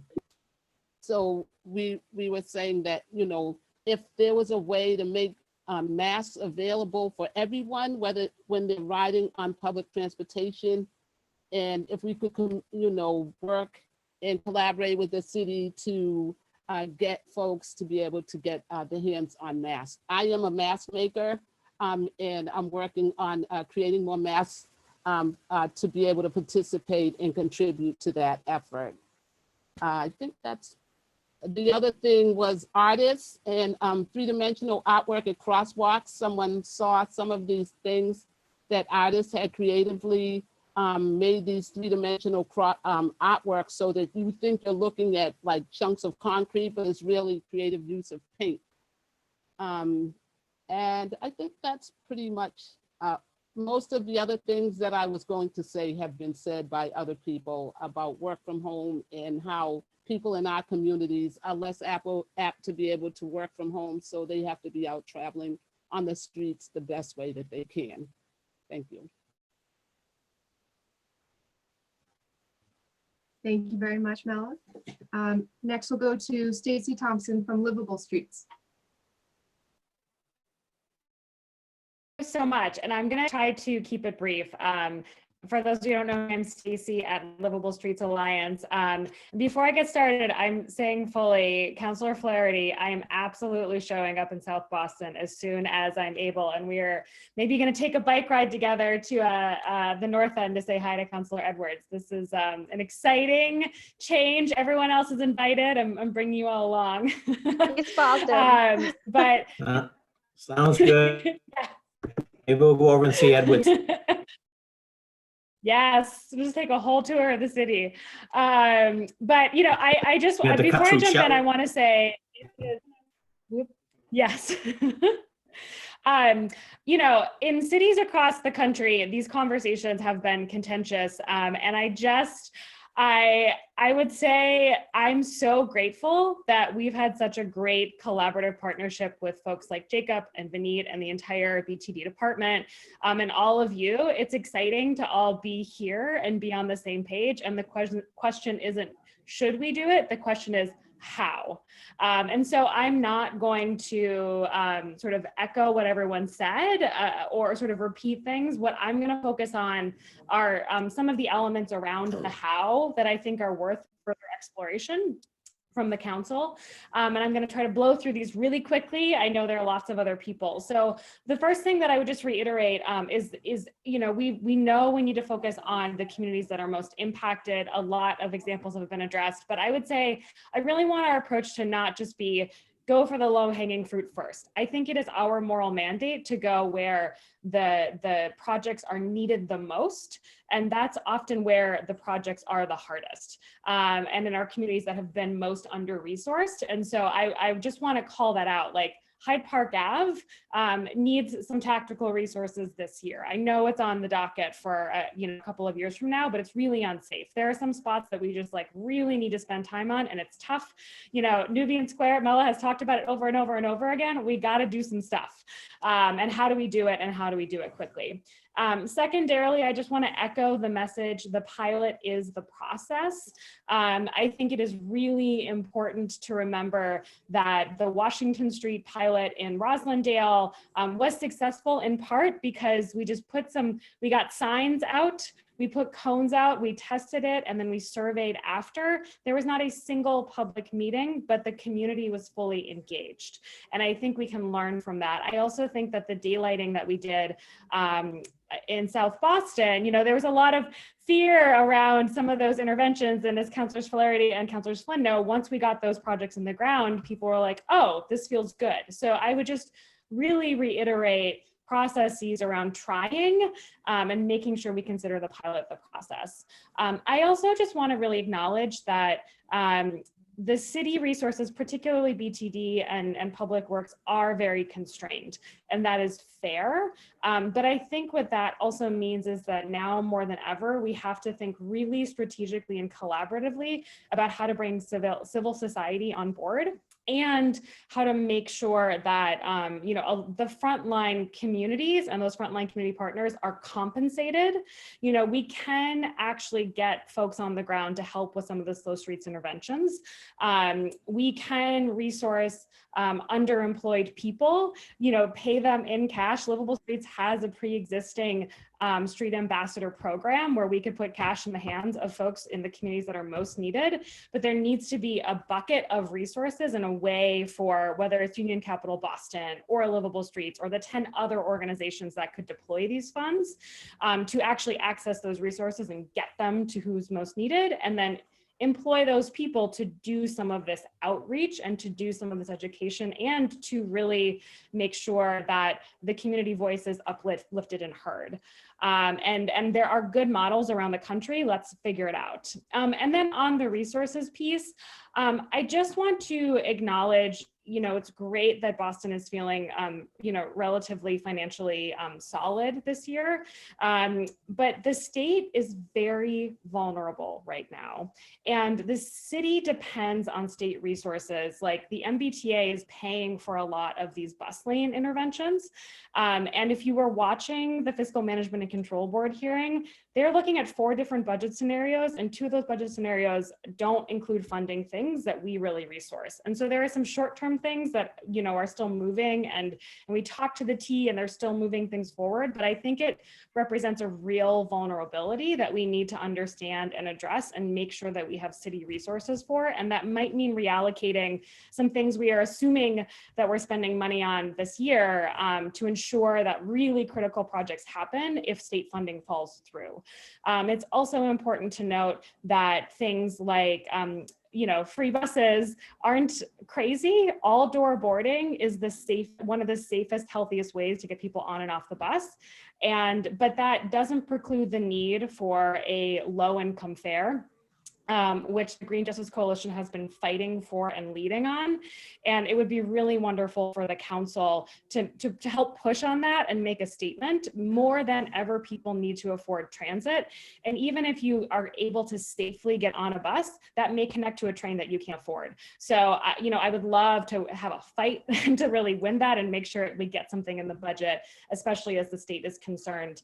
And then, I'm curious how the city is spending its CARES, the money that will come from the CARES Act on the municipal front.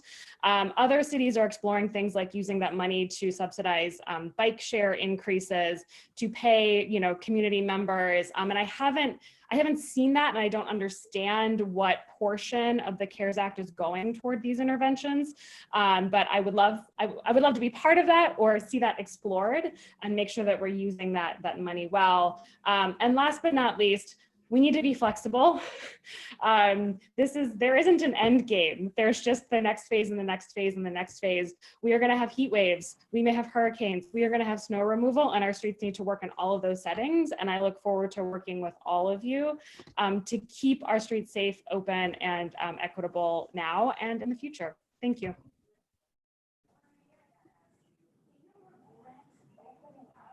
Thank you very much, Stacy. We'll go next to Galen Mook from Mass Bikes. All right, thank you for the opportunity. Can you hear me?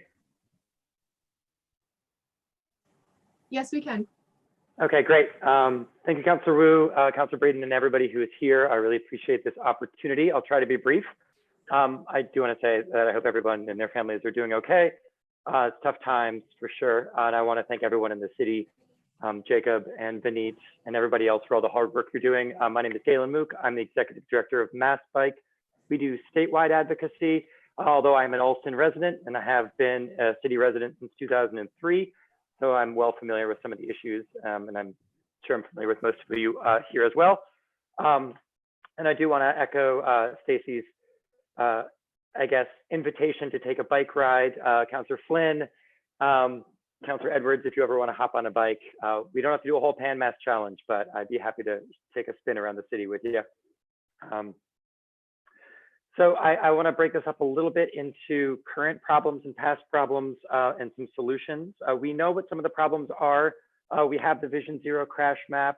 We know there's not a safe, protected network of bike lanes that are physically separated. We know that our arterials are too fast. people are driving recklessly. We know the environmental justice communities that are most affected out there. And we know that 60% of the population is interested in riding a bike, but they're concerned, so yet they don't. And the main reason that they're not riding a bike right now is for dangers of traffic. And we know that the best way to mitigate some of those dangers is to create physical separation and barriers. We know these things. We also know that in this time, ridership on transit is down, and bike sales are up. And a lot of that is due to one, recreational riding, and two, essential workers who are not taking transit, and yet the thousands of workers who are still getting to work but don't own a car are relying on their bicycle.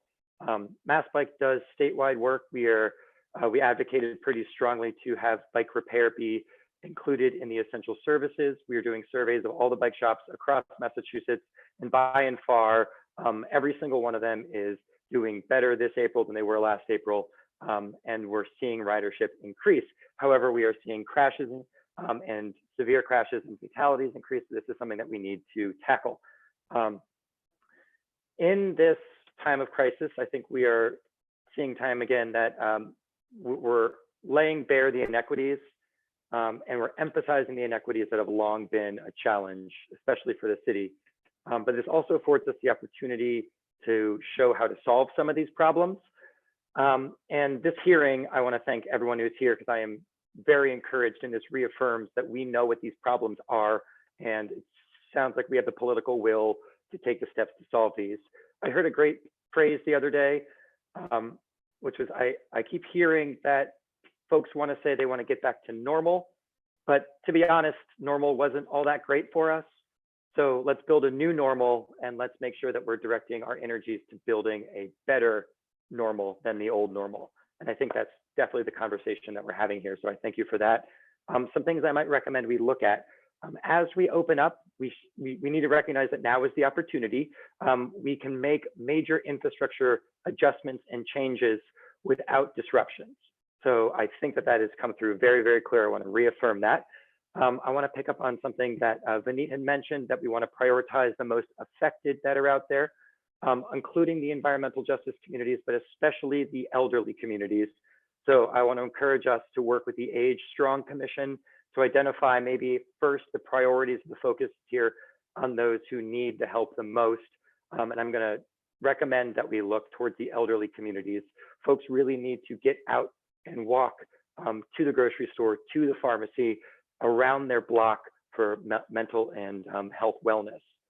I also want to note that we're recognizing that bikes are an essential transportation mode. I think this is something that we all agree upon, but this is actually becoming more and more clear these days, especially as transit ridership will continue to remain low.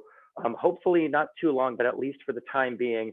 But we need to make sure that single occupancy vehicle car travel does not come back up. So what can we do to get those, like I mentioned earlier, the 60% who might be interested to ride but are concerned? Well, first, I would recommend that we find out where the essential workers not only are biking to, but where they're biking from. So I would encourage us to reach out to the unions, the SEIU, those who do the neighborhood work, to find out who is out going to work and making sure that they have connections to the arterials. And we do know that thousands upon thousands of workers in Boston are still getting to work without cars. So how can we best support them the best as possible? Along with the MBTA, I know this is an MBTA issue, but Rep. Lagarda, who is here, and those who are mentioning their walks to trains, we need to make sure that bicycles are considered a multimodal component and potentially could be allowed on all trains at all times right now. As ridership is dramatically low, down to 1% on the commuter rail, we have the space. So let's not limit those who are needing to get to work and needing to ride their bike, included in with riding the bus and riding the train, make it a real multimodal approach. That is a small step in the right direction that we could take. We also know that biking generally is a safe activity, and not just in the necessity to avoid crowds, especially crowding on the T. But bike infrastructure also brings safety. We also know that when a bike lane goes in, especially a protected bike lane goes in, car traffic slows down and the streets become safer. I want to also add that daylighting of intersections goes a long way into making small steps just to make our streets that much safer. I also want to, sorry, I've got a pack list here. I'll try to get through all of it. I also want to encourage the rethinking of spaces for the economic stability and regeneration that we're going to need. Let's use some of this on-street parking for parklets. Let's expand the restaurants in their space so that we can have separated tables, but yet still allow enough space and enough patrons so that we can bring back our economic vitality, which is going to be such a struggle in the months and probably years to come. Let's not devote the space to car storage, but let's devote that space. Let's rethink that space. And now we can do that to really serve people and especially businesses. A few more points and then I'll let go. I want to echo what Stacy was mentioning about the funding. I want to really encourage us to work with our federal partners to look at the next and current iteration of how the CARES funding is getting out there. And I want to encourage us to think about purchasing as a city blue bike stations and blue bike bikes so that we can provide the infill for the bike sharing system, which is so crucial. Now we can, not recommending that we look at the transit funding. I think that is all going to be allocated to doing stopgap measures for the MBTA, but let's use some of the municipal funding to really build out the system that we envision and do it quickly, knowing that it's going to take months for stations to actually be deployed. And I want to also make a side note there, and maybe this is geared a little bit more towards the State House, but I know that we are also on the edge of technology in terms of electric bicycles being included in our bike sharing system. However, we have a limitation right now where we don't have e-bikes defined in the State House. So technically, there is really no legal precedent to allow electrified bicycles, the electric assist bicycles, to be incorporated into our system. And I think this is very important for us to think about, and I think the city can help here push this through the state legislature, because what we're looking at is e-bikes could be a tool for recovery. And if you're looking at long distance traversing, if you're saying from Mattapan to MGH, that's 9.5 miles one way. That's a long bike ride. Electric bicycles, especially electric bicycle share, could be a very important component in that recovery to help mitigate the single occupancy vehicle car use. And while transit ridership is still going to be remaining relatively low, we need the city's help there to help push that through the State House. And Rep. Legardo, I know that you're a supporter of this, and I'll be reaching out to maybe get some help there. And along those lines, I want to encourage us to work with our state partners. We're seeing the DCR take some of the first steps in this open street conversation, and I want to commend the city for working with them in Jamaica Plain, in South Boston, and elsewhere. But I want to also encourage us to think broader regionally. How can the city help out to create a network that incorporates DCR land, state land, Brookline land, Newton land, so this hearing can really be a regional conversation, because transportation is regional. We don't just bike to the border and just stop. We really do need to be thinking of this holistically, which I know that we are. So I'm just going to try to reaffirm and re-encourage us to do that. And to really thank you all for the positive words that are coming out here. I'm incredibly encouraged by what I'm hearing here today. If I could be a resource further, please reach out. Thank you. We appreciate you and appreciate that. Next up is Brendan Kearney from Walk Boston. Great. Thank you, Councilor Wu and Councilor Breeden, for the chance to speak today. And thank you to all the councilors for taking part this evening. My name is Brendan Kearney. I'm Deputy Director of Walk Boston. We're a statewide pedestrian advocacy organization whose mission is to make Massachusetts more walkable. Jeff and Stacy gave a great overview to help set the stage here. And it was really great to see Jacob and Vineet identifying the different types of problems they're up against and how they hope to repurpose areas. Also want to say thank you to Representative for being on the call. Your inspirational words of really how the state can be a partner. That was fantastic. So I just want to highlight a few areas of concern for people walking.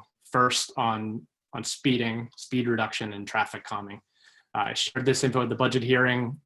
Just wanted to reiterate it since Jeff mentioned it earlier this week. MassDOT reported rate of fatalities on mass roadways doubled in April, 50% less traffic on the road, but 28 individuals died in crashes across the state, compared with the month of April in 2019, when there were 27 deaths on roadways with much higher traffic volumes.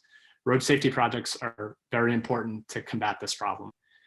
In response to that, the state police had launched a speed reduction initiative to address the increase in speeding vehicles now that these volumes are much lower due to the stay-at-home order.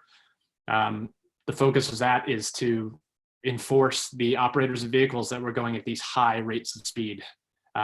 We appreciate that that's an appropriate use of police department time on the highways. However, we hope that expanded sidewalks, car-free streets, and additional bike lanes can be self-enforcing designs in neighborhoods and ways to slow people down that can be added without increased police presence. Doesn't need to take away from other COVID-related responses.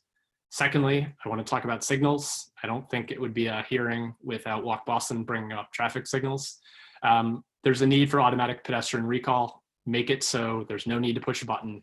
Set up the signals so they allot time for people to cross without having to push a button to request it. We're seeing that done in more areas. Glad that the city is thinking about this and will be implementing it. Also, midday cycle phases with shorter delay, having the lights change more often. You can change the timing of the signals to also slow traffic with the traffic signals. So there is red lights more often instead of long greens. Thinking about the opposite of the green wave, regulating these lights to try to keep the traffic speeds down as well. Would definitely like to hear some more about the plan to implement some of these traffic changes. I know signals, some of them can be done remotely from the traffic management center, but some of them would require going up to the intersections to fix. So I would hope that we can prioritize changes by ease of implementation for this, and then also areas that are seeing crowding, and then by crash data as well. Thirdly, small businesses. Small businesses are really what make walkable communities and neighborhoods successful. Thriving downtown districts and town centers are really critical to the success of walkable communities. Many stores now closed to walk-in customers. That life's on hold and furthermore threatened with the uncertainty of what's to come. So for anyone else that's listening to this hearing, think about the local places you used to walk to or want to be walking to in your neighborhood right now, and find a way to continue supporting those businesses. You're not only supporting your local shops in a time of need, but you're preserving the walkability of the places you love. For me, one of those places is Pavement Coffee on Western Ave in Alston. I reordered coffee beans online today, and hopefully they will be here soon because I'm running low.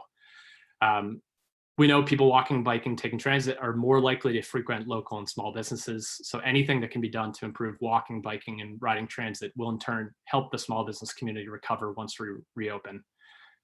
Definitely think we should consider car-free or car-light streets in key business districts to facilitate reopening while maintaining mandated physical distancing requirements. The mayor had mentioned that yesterday in his press conference when Hanover Street was floated. You know, the ideas of widening sidewalks, allowing restaurants to expand onto the sidewalks. There was some hesitation around emergency access, but to be honest, it's a lot easier to move people out of the way for emergency vehicles than it is to move cars that are blocking each other.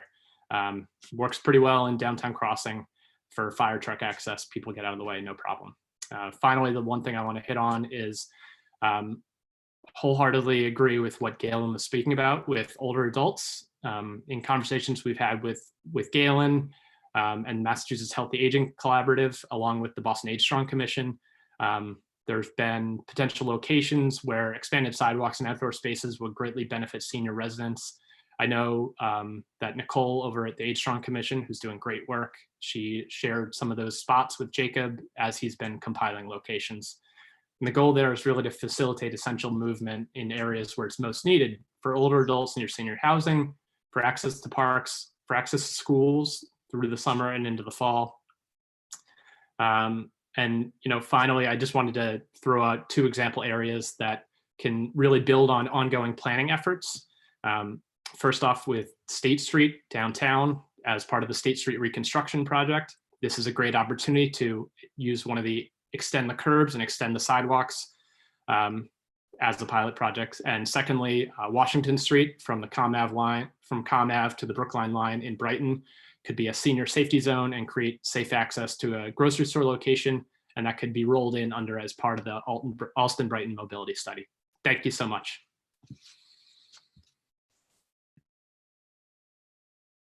Oh, sorry, I was muted. Thank you so much. Oh, thank you so much, Brendan. I think for the final person from this section, and then I want to try to create a way to run it as efficient as possible Q&A discussion. Is Eliza in the panelist room? Oh, perfect. Hi, can you hear me? Yes. Okay.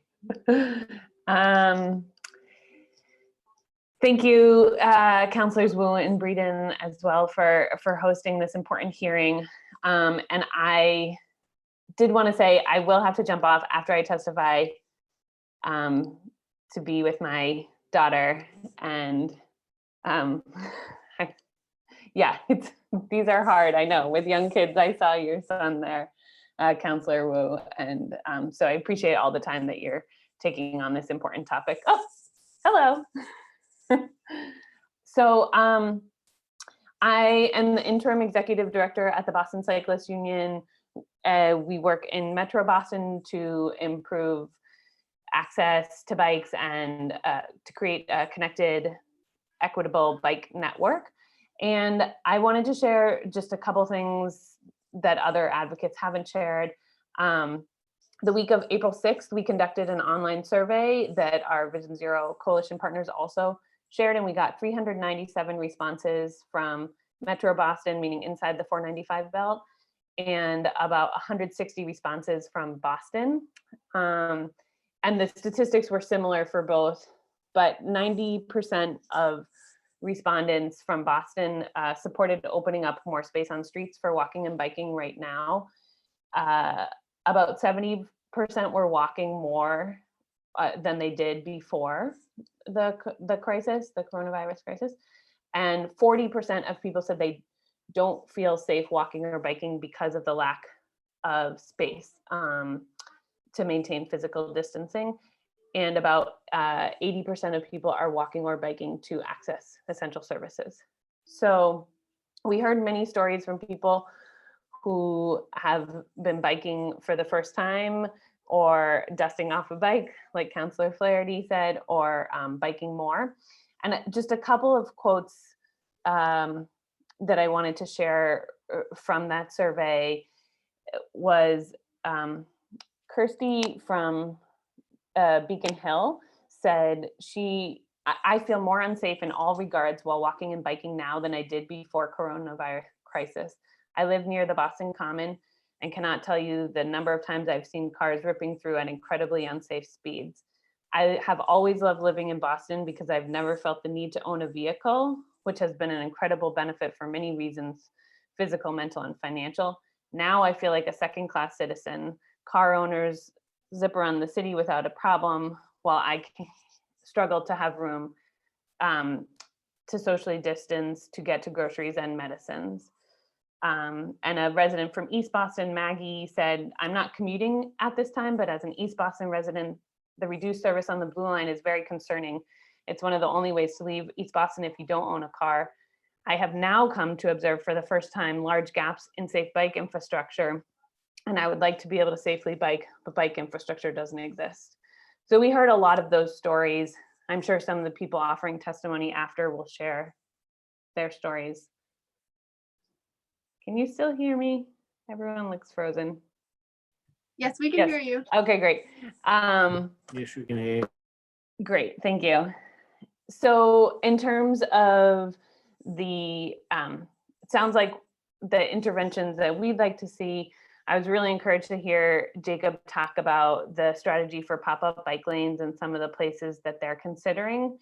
And sounds like we're on the same page about looking at places that are key missing gaps in the bike network that we've already identified. Many of them have already begun planning or are due to have planning next year.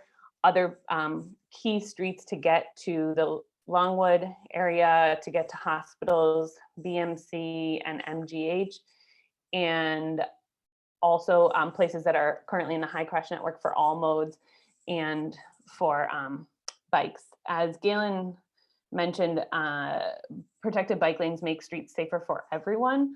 A study from 2019 found that a protected bike lane being added to a street showed a 44% drop in fatal crashes for all road users and a 50% drop in injuries for all road users. I know that in Boston, some of the challenge, and especially at this time while we're trying to support, while we need to really support and invest in our local businesses, has been concerns from local businesses about loss of business if there's bike lanes installed. However, study after study in San Francisco, New York, Portland, LA, Vancouver, Toronto, many more places have shown, one, an increase in the number of customers, two, an increase in the number of visits to the businesses, and three, an increase in sales. And that's particularly true for food businesses. So hopefully that can be something that we can talk about with local businesses as we try piloting and getting their feedback on that. Just the last thing to say, a couple of the specific areas that we hope move forward during this time would be pilot or quick builds on some of the roads in the Connect Downtown study area that's already being started. Like Councillor Bach said, the streets that are very, very wide around the Common, as well as Cambridge Street and Charles Street, which are really important for MGH. In Councillor Arroyo's district and further south in Campbell's district, streets that will get people from Hyde Park and Mattapan into job centers: American Legion Highway, Blue Hill Ave, Cummins Highway, and Hyde Park Ave. And then Mass Ave, which we know is in planning right now, but all the way from Harrison to Columbia Road, which is a high crash corridor for all modes of travel and really essential for getting people from Dorchester. Two more places for Dorchester, parts of Dorchester Ave and Columbia Road, and then the Roxbury to LMA connector, and in the LMA area, Brookline Ave and Boylston Street, and as well as Malcolm X Boulevard, which would connect to the Warren Street project, which we're excited to see moving forward. So that there are streets that are already being planned, that are already in the network, that already we know have high crash rates, and we just are excited that the city is really looking at these streets to do some temporary or quick build bike lanes.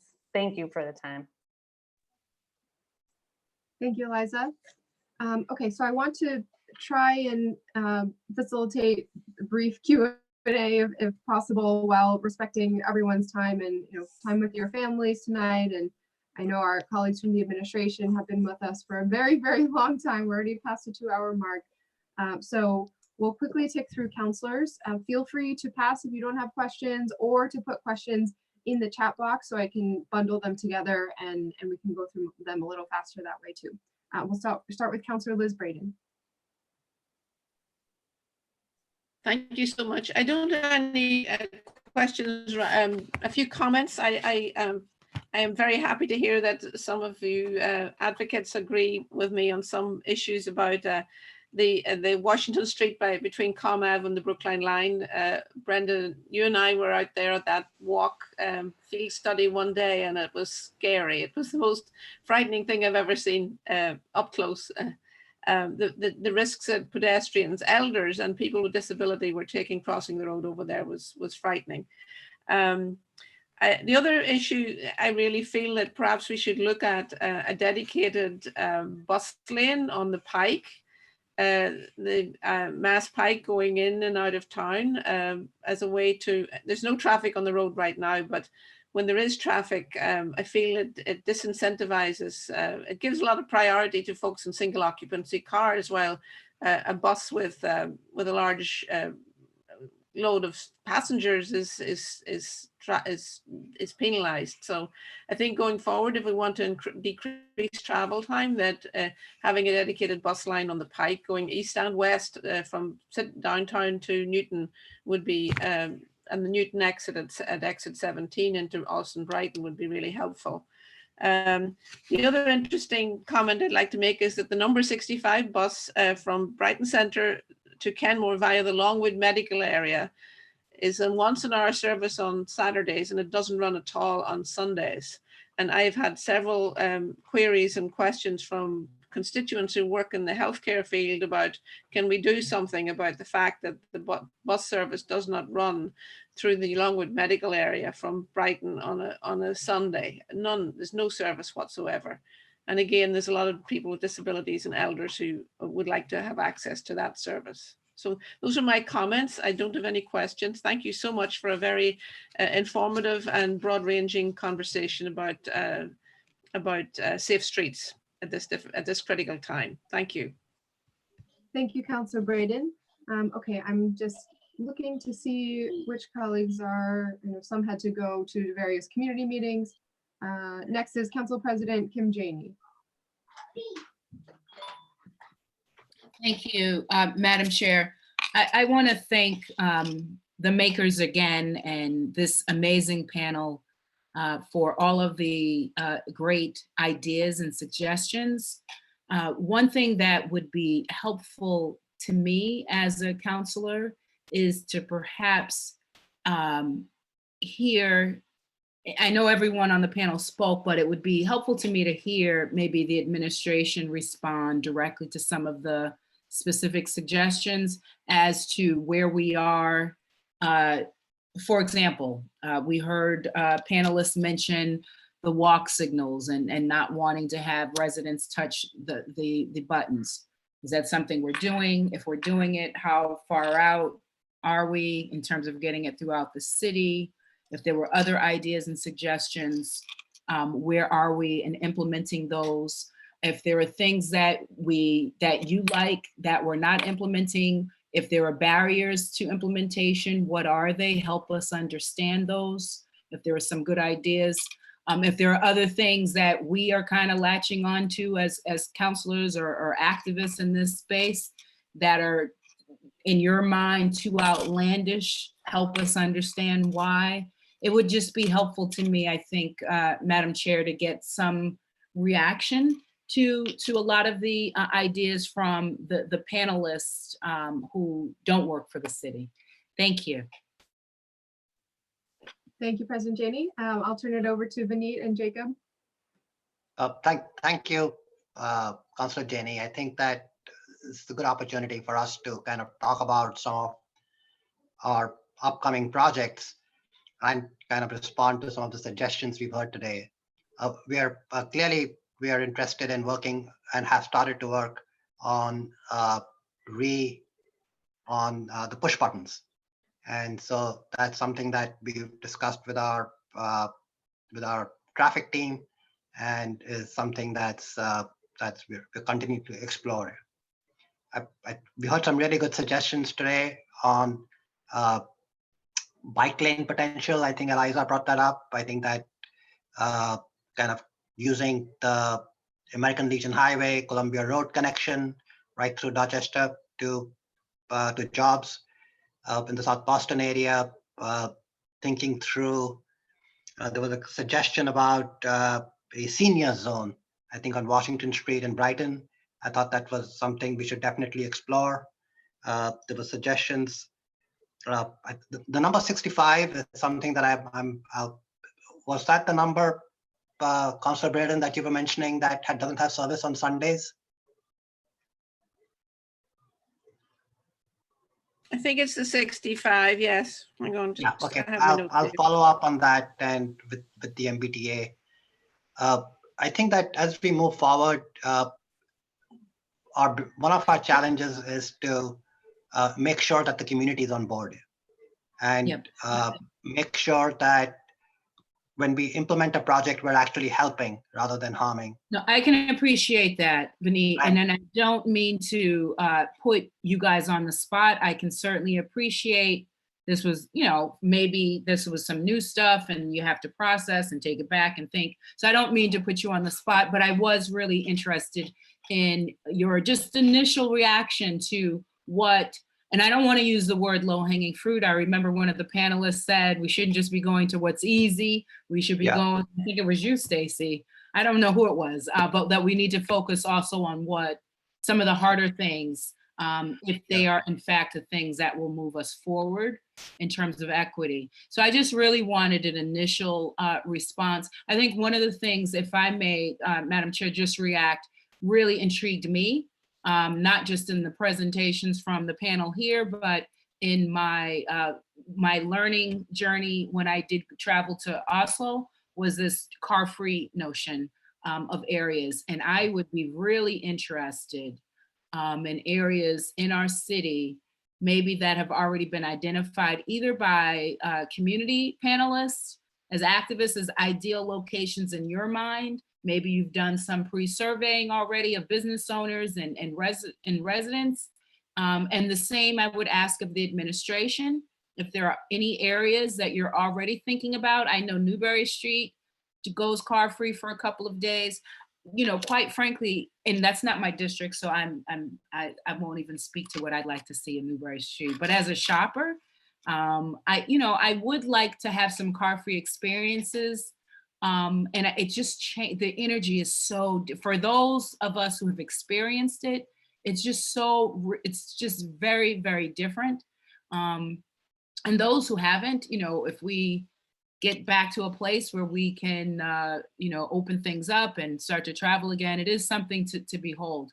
I would be interested in a response from panelists on the community side and the administration side in terms of if there are any car-free areas that we're looking at for consideration, or any next steps that would help move that process forward.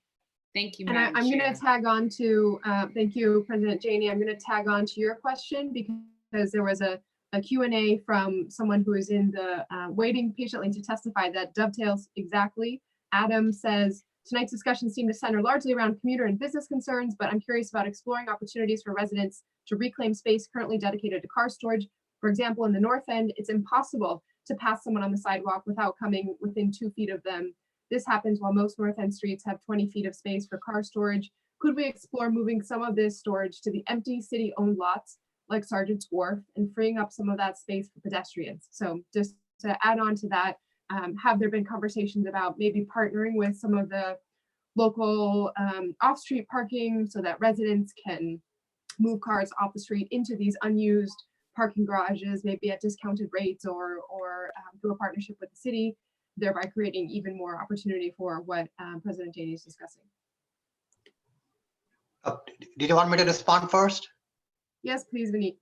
Yeah, so at this point, we have started to establish partnerships with our Main Street districts in the neighborhoods and to try and see if there are opportunities to extend the sidewalk whether it's outside a restaurant or whether it's outside a grocery store or bodega, where people need space to queue up to go inside. So right now it's really a neighborhood focused approach. And so we've been in touch with our economic development office and the Main Street kind of organization there to move forward on establishing those partnerships. We haven't yet come to that level of detail where we are talking about moving cars and putting them in garages, but that's really the next level of discussion. Madam Chair, I'm not sure how much time I have. I would ask a question, another question, if I may. This will be the last one. I want to keep everyone going because we still have 15 people signed up for public testimony. This one just kind of speaks to the difficulty in really changing behavior of those who want to do the right thing. It's still really difficult for us to change behavior. And then I know there is also resistance of people who kind of don't want to and just kind of want to go back out. I would be interested in your thoughts around campaigns. I'm thinking of like PSA type campaigns that would get the word out about changes, whether, I don't know if people are thinking of one-way sidewalks. Those things to me are hard to enforce, but whatever the changes that we're asking people to adopt, some sort of public information campaign. And if so, what the cost is, how can we all promote that? Because I think it's difficult, and I always would like to create the opportunity for people to do the right thing. I worry that this stuff at the end of the day is hard to enforce. I wouldn't want to see heavy-handed enforcement on this kind of stuff anyway. I don't want us to giving out fines for walking the wrong way on a sidewalk and those types of things. So I would, want to support our campaign, and if you could speak to that. Yeah, absolutely. Thank you for that suggestion. It's something that I mentioned very briefly, that the messaging and the education piece is equally important here as we move forward on these initiatives. So any help from the city councilors, from advocacy groups to kind of help shape the messaging is something that we would greatly appreciate. And it's something that we're definitely looking forward to doing. Thank you, Vineet. Okay, next up is Councillor Asabi George.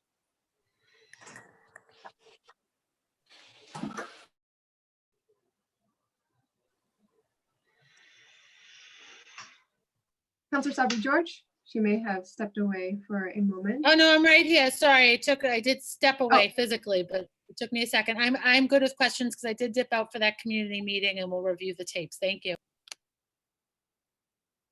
Thank you. Okay, next, Councillor Flaherty. No questions, Madam Chair. Very informative. Thank you very much, Councillor.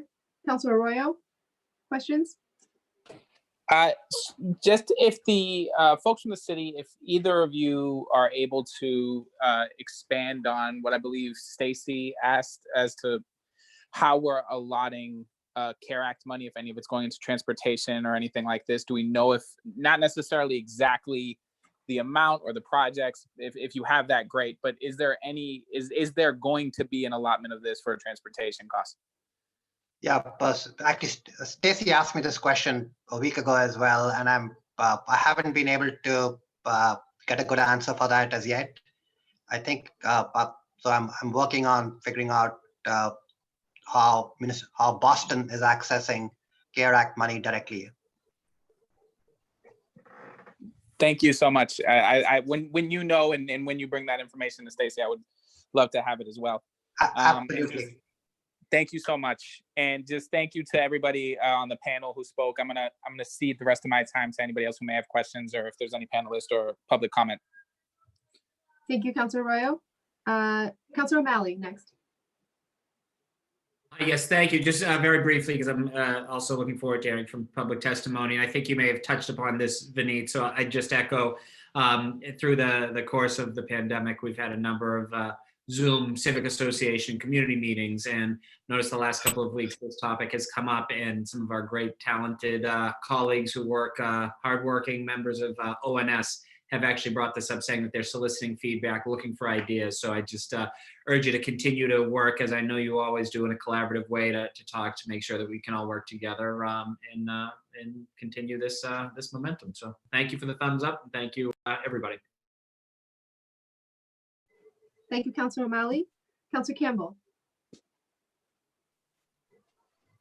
Thank you, Councillor O'Malley, and thank you, everyone. I'm actually putting 2 kids to bed, but so I can email most of my questions and give my time to folks who've been waiting patiently in public testimony. I had a lot of questions around, I think some of the questions around the CARES Act and how much can be used for transportation purposes, of course, around timeline, funding, slow streets, much of the key, questions that came up in the budget process.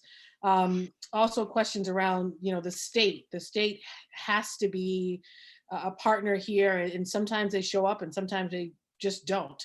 And so I want to be very candid around that. So I had questions around that, but I can email those and give my time to folks in public testimony. All continue to stay safe and healthy, and thank you all for your incredible advocacy. This is a time to take action, frankly. We've been talking about a lot of these things for a really long time and looking forward to partnering on the action piece. Thank you, Councillor Wu. Thank you, Councillor Braden. Thank you, Councillor Campbell. I think that's one round through of all the councillors. So if any colleagues have additional questions, feel free to raise your blue Zoom hand and I can swing back around, but it sounded like many folks wanted to make sure the public got a chance to speak. So we'll move to public testimony, and I will call some names and then admit people into chunks into this particular section of the meeting. So first will be Peter Chung, followed by Ann Lusk and Ken Krookemeyer.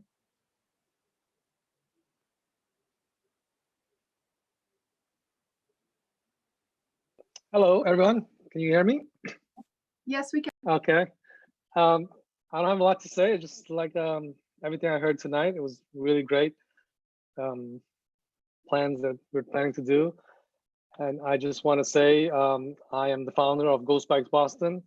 I've been making ghost bikes around Boston for the past 5 years. And I would just want to say, please, no more ghost bikes. Thank you. Thank you, Peter. Anne, thank you for your patience.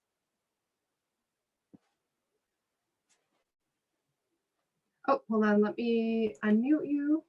There I Okay, am. sorry, I'm could now you begin again? Yes, that's good. I'm an academic, so I do look at research, and I'm looking at not only COVID, but post-COVID.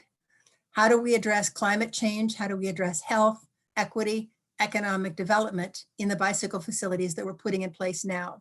And I want to applaud everybody who has already testified, certainly all the counselors, all the staff, all of the advocates. In the past, we've all applauded the nurses and the doctors, but I want to applaud you now because you're going to keep everybody safe and healthy after COVID. So on the future and the research that would be pleasurable to conduct, where do we put the cycle tracks? Do we contact the business owners so that we have safe parking of bikes near their shops? Can we work with the local restaurant, business owners, residents to have them do bike counts, maybe on a Thursday morning from 8 until 8:30, one day a week, each week, so we're able to collect data? Can we look at how we create the facilities as networks so we are interconnecting between the different communities? Can we look at using the hardcore bikers because they know better than anyone else the hills and the wind and the trees and the lighting on all the bike routes? They could look at Strava data and then they could say, okay, there are already a lot of bikers on these routes. How do we have those routes connected? How do we look at the pedestrians so that we really are making the routes safe for them? Again, the shop owners, how that we are safe for them. And then even issues such as looking at, are there large parking lots that are now vacant or parking garages that are vacant? So we could encourage park and bike.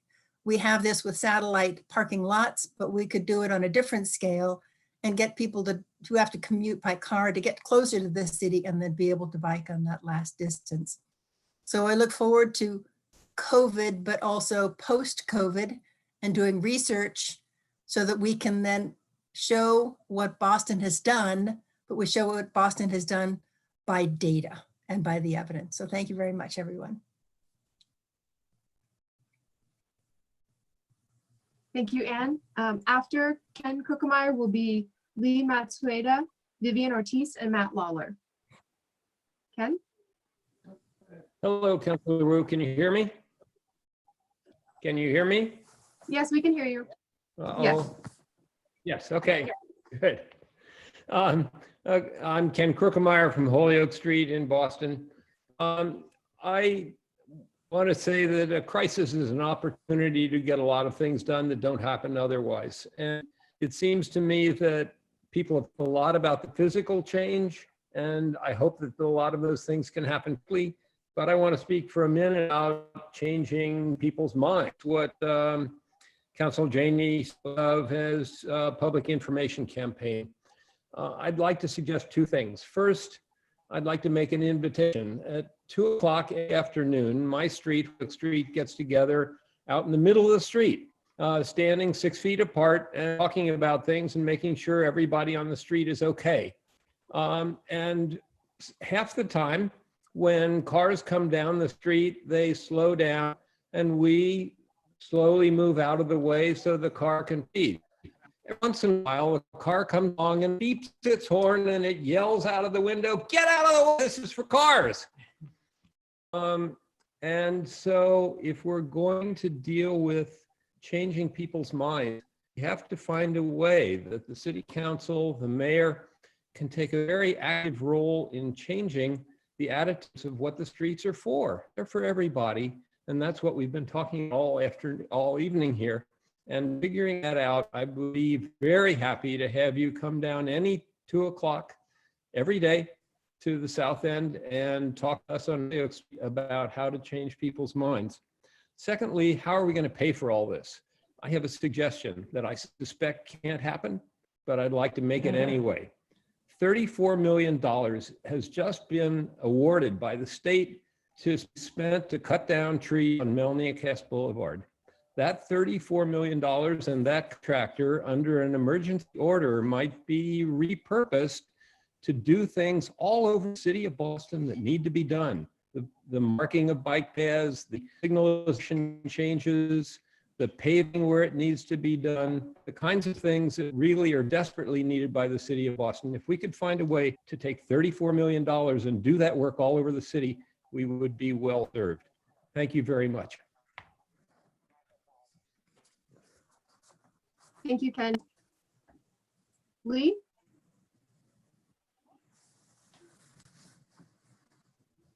So I apologize. This is actually Kalik Williams.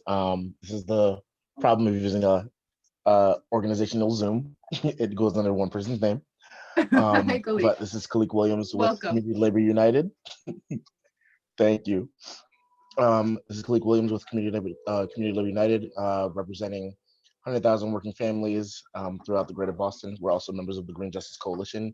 And we're also a member of the Massachusetts COVID-19 Response Alliance, new and growing coalition of organizations that believe our immediate and longer-term response to the crisis must be prioritizing working families, advance racial justice, deepen democracy, and invest in the public good.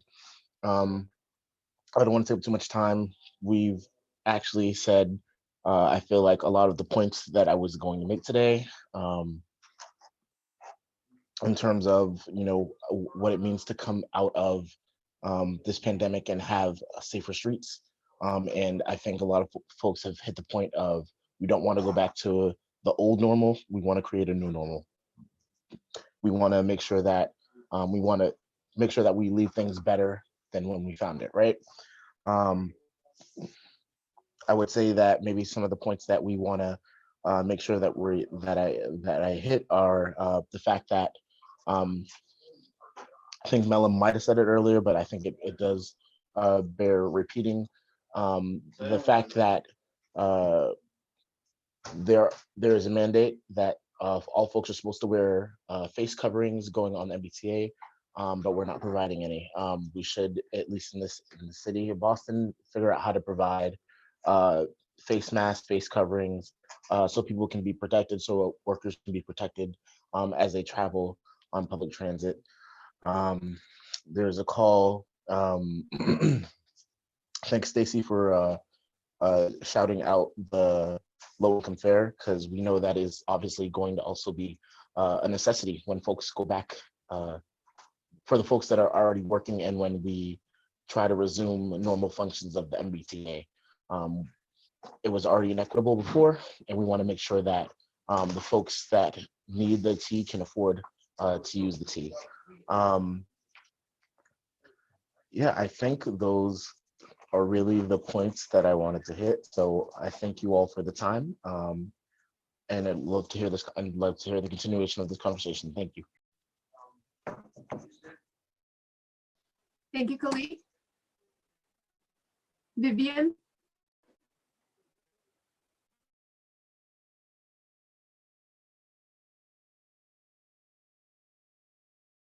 Let me unmute you. Oh. Okay, sorry, Vivian, could you begin again? I'm sorry. Okay, all right. I'm just saying thank you now for the opportunity. Can you hear me now? Can you hear me? Yes, we can. Yes? Okay, all right.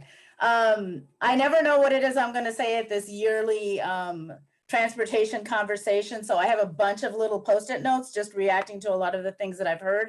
So I'm going to see if I can just go through these pretty quickly. This has been a really, really hard time for me. As probably a lot of you know, I use a bicycle as my main form of transportation, and it's been really, really difficult. I'm probably riding only probably every other day to help with the meal delivery of folks in my neighborhood. I find it right now that the safest time for me to ride is to ride at night.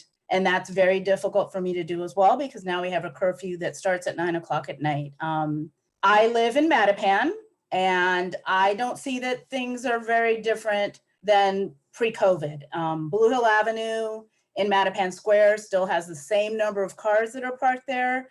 People are still double parking. Life continues. For me, just to go down to the grocery store, I live off of River Street. Yesterday, a driver, just like very aggressively is coming behind me. I've got my hand signal out to make the left turn. And kind of speeds up on me. So I made the turn, and, you know, so every day for me to go out now is actually a little bit more dangerous because yes, there are less cars, but people are speeding like crazy. Let's see. How are we stressing the speed limit? Jared had mentioned something about, you know, the fact that we need to talk about lowering the speed limit, and Vineet mentioned that as well. My neighbors still don't know that the speed limit in Boston is 25 miles per hour. Councilor Janey spoke about the fact that we need to have some PSA campaigns. A couple of years ago, I mentioned it. I don't know why we don't use the marquees on 93 to let people know what's happening. The response that I got to that a couple of years ago, well, that's a state road. Yeah, but the people that are on the state road are going to be getting off on city streets. So to follow up on what Rep. Lugardo said, we need to be working more closely with the city and state to get the word out, because we're all residents of the same community. It really doesn't matter whose street it is. My neighbors have no idea which street it is. A couple of other things. Could we please stop referring to them as masks? To me, mask presents this connotation that you need to buy something or you need to get it from another source. We just need to have face covering. So going out to the path, many of you know I live in really close to the Neponset River Greenway. When I can get on there, I do. There are so many people out there enjoying it, and it's absolutely wonderful. But I came upon these young kids the other day that we've already had the enforcement that we're supposed to be wearing face coverings, and none of them had them on. And it might have been because of not wanting to, but you know, you can put a t-shirt on your face. You can put a bandana on your face. You can put a mask bike covering like the ones that many of us that ride bikes. There are many things that we can do to cover our faces. We keep dropping the Go Boston 2030. I go to lots of meetings here in my neighborhood. We're looking at Blue Hill Ave has a project going on. Cummins Highway has a project going on. MassDOT is looking at Morton Street and Gallivan Boulevard. Those are actively getting worked on right now. And then we are supposed to be getting something on Morton Street from Blue Hill Ave.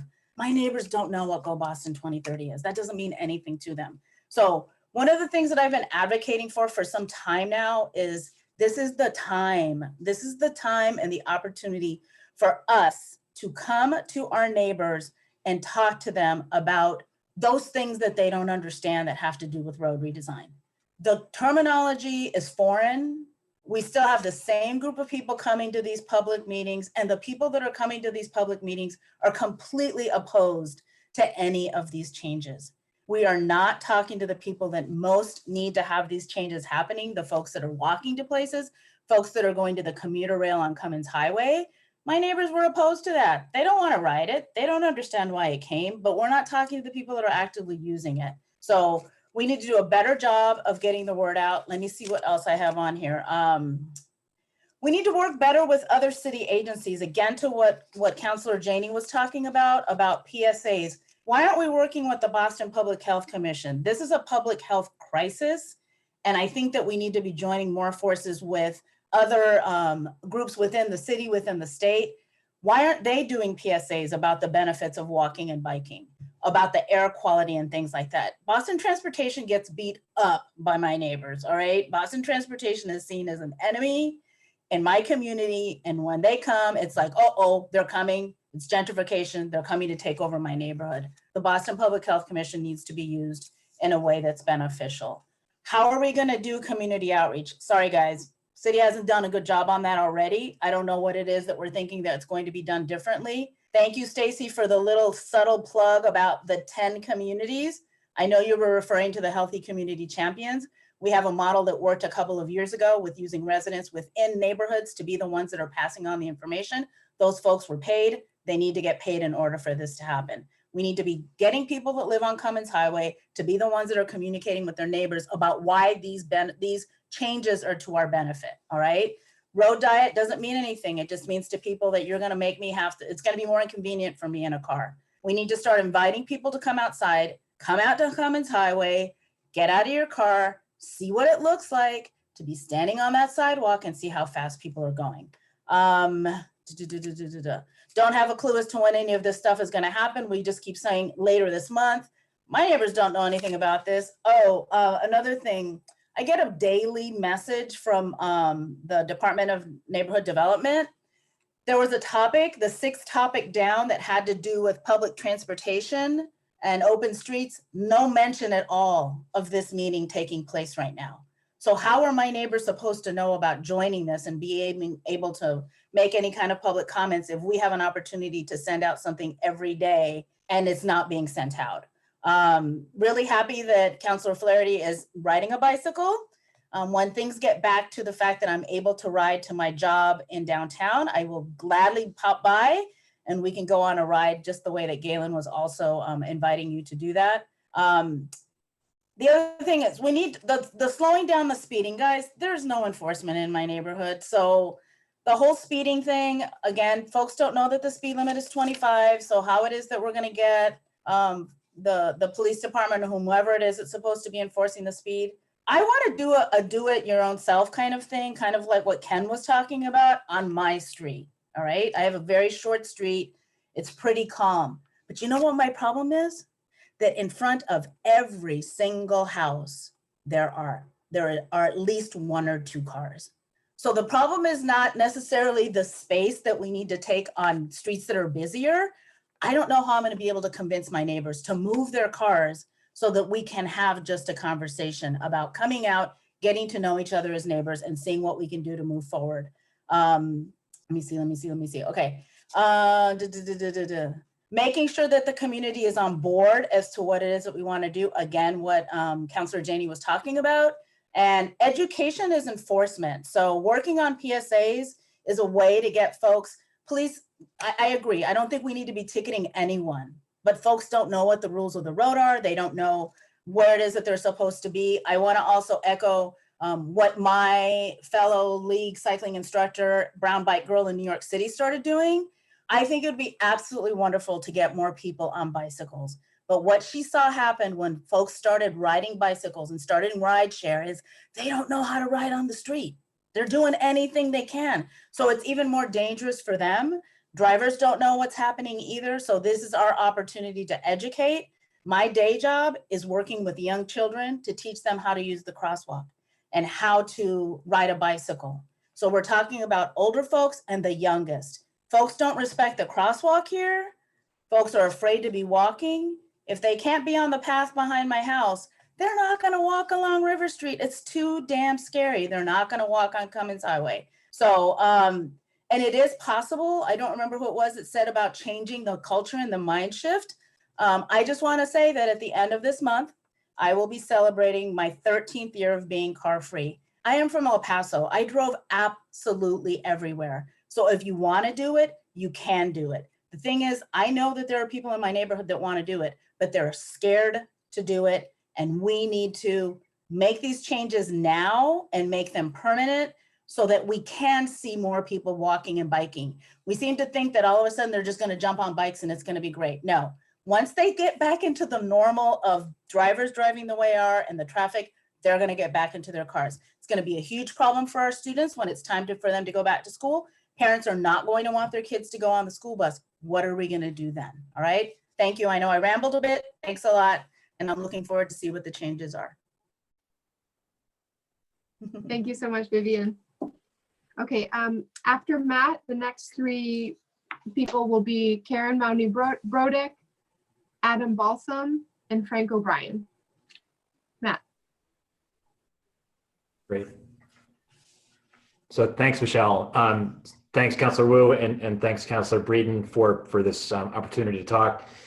Thanks to the city, the line agency folks we heard from today, as well as the entire city for everything they're doing during this very difficult period. And as we're starting to come out of it, at least in the first stage, there's a lot of work to be done. I'm just going to speak very briefly on behalf of Walk Up Rosendale, which is a community-based group here in Rosendale where I live.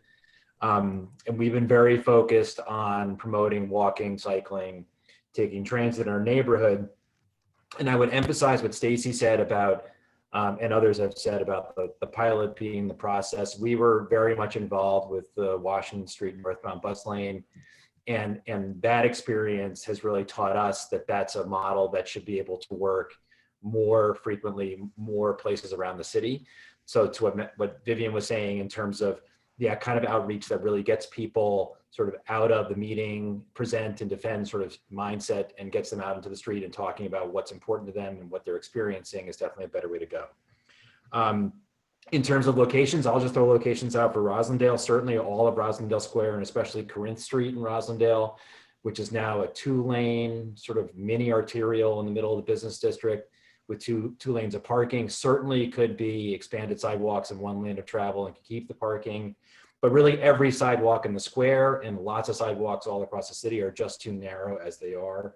So I think we're going to find that lots of places are going to be benefiting from wider sidewalks. And frankly, may not need to even take an actual vehicle lane. Most of our vehicle lanes are so wide, they're wider than they need to be as it is now, that just reducing a little bit of the vehicle lane width could make a big difference. Just other locations in Roslindale, American Legion's been mentioned already, Washington Street, certainly other parts of Washington Street, Hyde Park Avenue, Belgrade Avenue, all these places on the neighborhood could benefit from more space to walk and to do all the other things that were mentioned by the city. Finally, I'll just say that I really appreciated a number of the comments that have suggested that we're in a moment where there's an opportunity, but it's almost more like it's just a necessity. It's a mandate. It's a moment that we can't not respond to. So it's not even opportunism. It's just responding to the need that's in front of us and doing what we have to do. So I would urge the city and I would urge everyone who's been involved in the hearing to move quickly. Don't leave out steps, but move quickly because the time is gonna catch up us pretty quickly to make the changes we want to make and we need to make. So I hope we're not here 6 weeks or 8 weeks from now talking about doing the same things that we're talking about tonight. I hope we're seeing changes happen on our streets. So thank you. Thank you, Matt. Karen?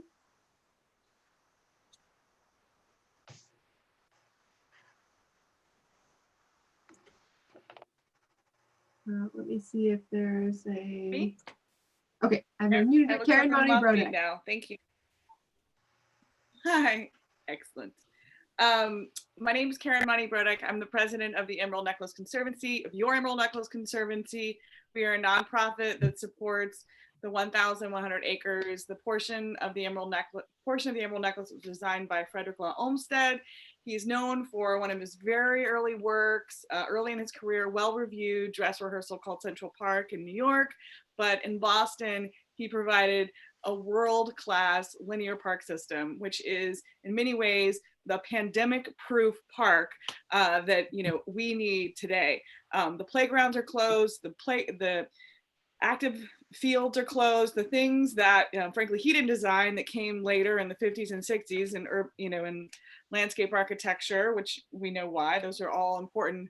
But today it's the necklace and those spaces that are the ones that can provide us these opportunities. I'm so excited to hear about these conversations, talking about doing these kinds of things and learning from those lessons and extending them beyond the borders of a park.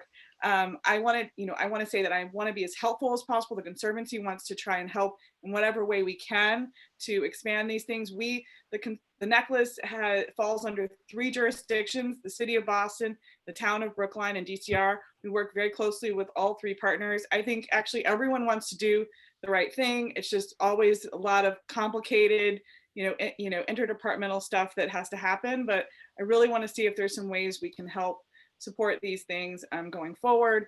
When I look at the map of the Emerald Necklace, and well, just look, I just happen to have one right here. As you can see, the Southwest Corridor, which is a state park, runs also through the middle of the city.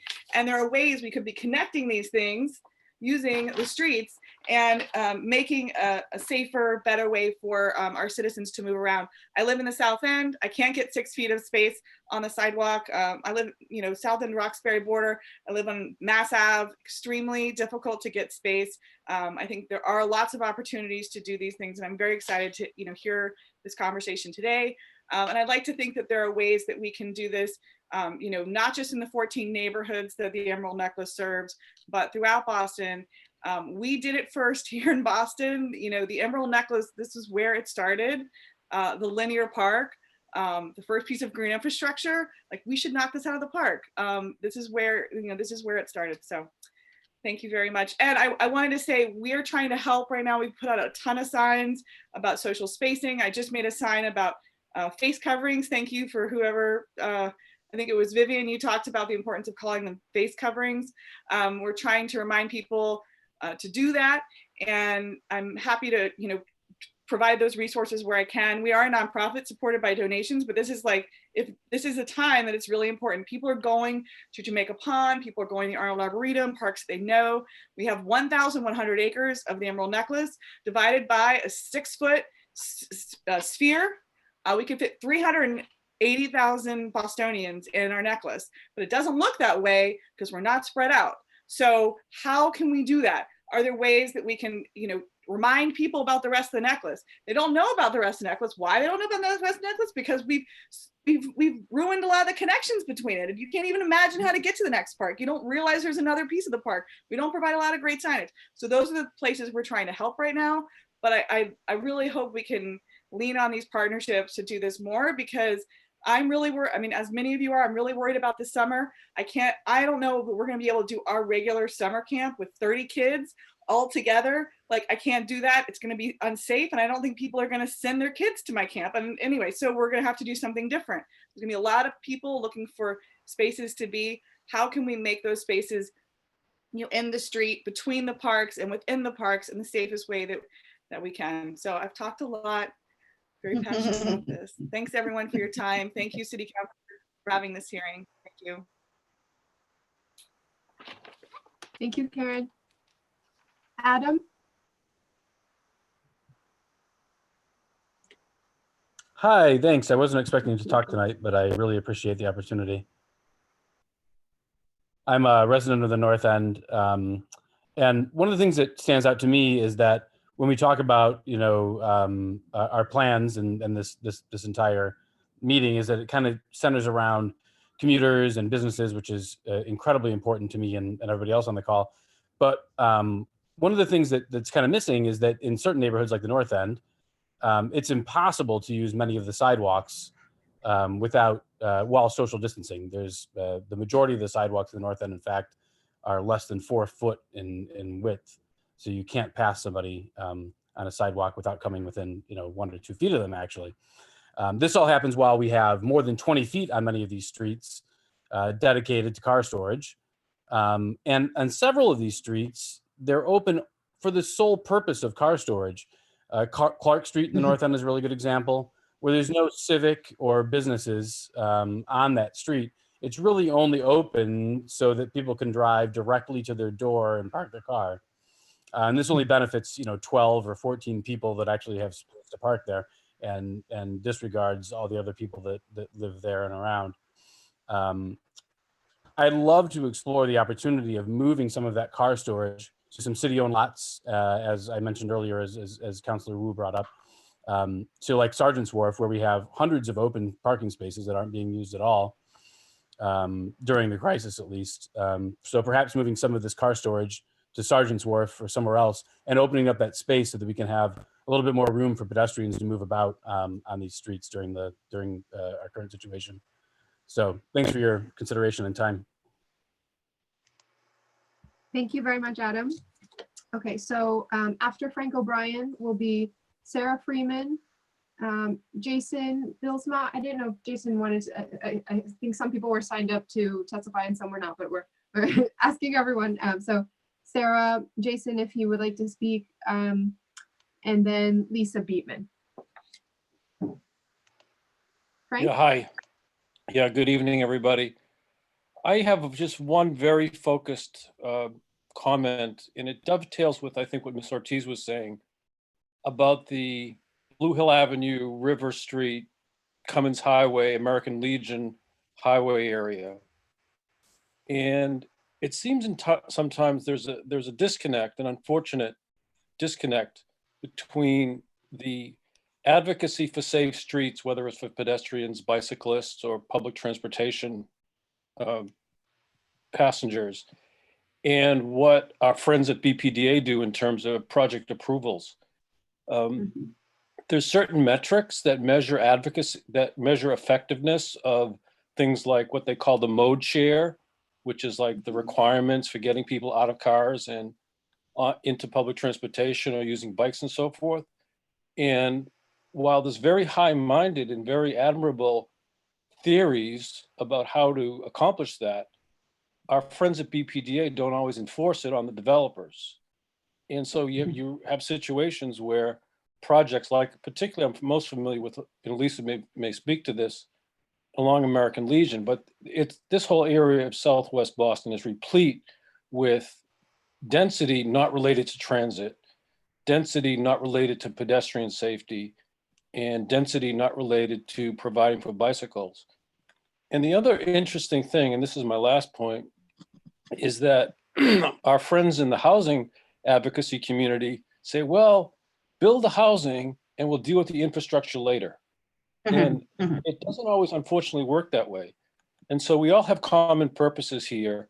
And I hope, as well as these radical interventions to increase sort of short-term safety, we look at the more underlying systemic elements that I would say are embedded in BPDA.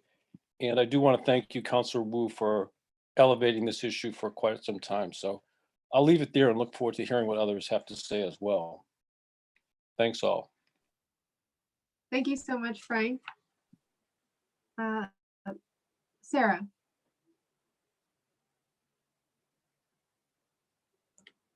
Let me double check. Oh, let me unmute you, Sarah. Okay, I think we're good. Hi, everyone. I will try to be very brief because everyone has spoken eloquently already. I just want to say I'm really excited that the city is open to trying to do some innovative things and streamline some of the usual process and hopefully evaluate if things don't go well. I wanted to point out, there was some allusion to Oslo. Around the world, Oslo and Helsinki stand out for achieving Vision Zero for pedestrians in 2019. And I just learned today, I think, that the mayor of France, a woman, is bicycling to work, and they are going to create or install 400 miles of bike lanes. They are really taking this situation and trying to create the type of city they would like to have. So I don't expect us, I don't know the geographic comparison. I don't expect 400, but it would be incredible if we could really create a usable network. And I applaud several people, Matt O'Malley, Councillor O'Malley, Galen Mook, Rep. Elagardo have referred to the city-state issue. And as a resident of one of the infamous gaps in the city that is controlled by DCR, I'll be the biggest cheerleader for helping in any way to evaluate whether that can be done and done well. I'll second the pop-up, this terminology, and I'll leave it at that. It's late and it's been a long evening, but thank you in advance for anything you do. Thank you, Sarah. I don't see Jason on anymore, but I could be, Jason, are you there? Okay, I think he had to sign off. So next is Lisa Beatman. After Lisa, coincidentally, to close us out, we have two Nancys signed up to testify. One who's Nancy Saltzman, and then also Nancy who didn't list the last name. So we'll go to Lisa, then Nancy, and Nancy. Thank you, Councillor Wu, and thank you all the councillors and fellow advocates.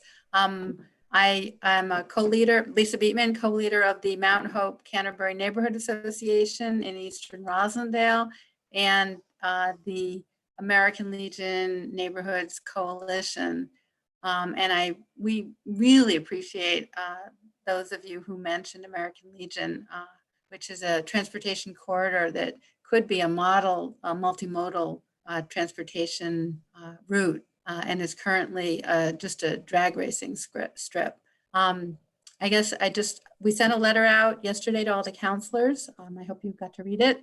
I want to take the opportunity right now to mention that our neighborhood, like many, and when I say neighborhood, I mean micro neighborhood, lies at the intersection of different city council districts and also state rep districts, things like that. And it is really, really, really important.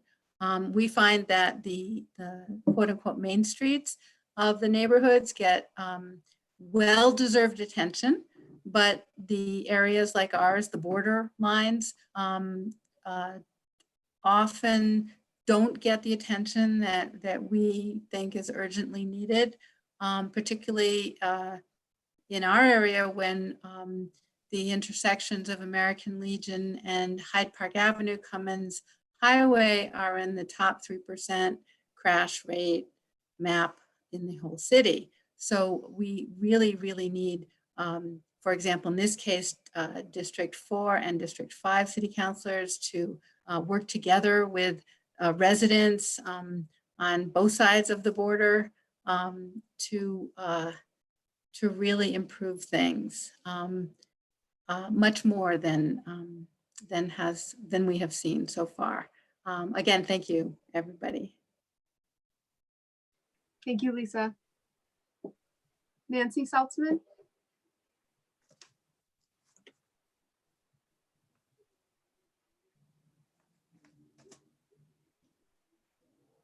Nancy, are you still with us? I can try to unmute. Nancy?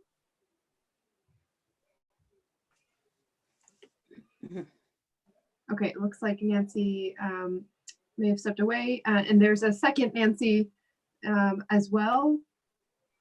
Would our other Nancy like to speak?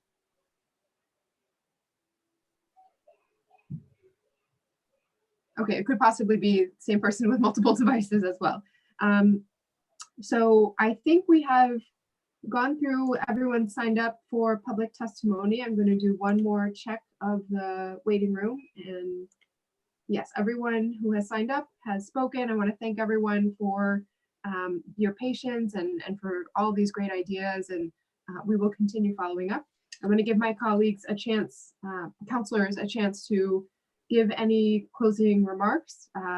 If colleagues would like to say something, and then I'll, if Counselor, well, there's a lot of people on the screen now, and then we'll end with Counselor Braden giving a closing statement. So would any counselors like to speak?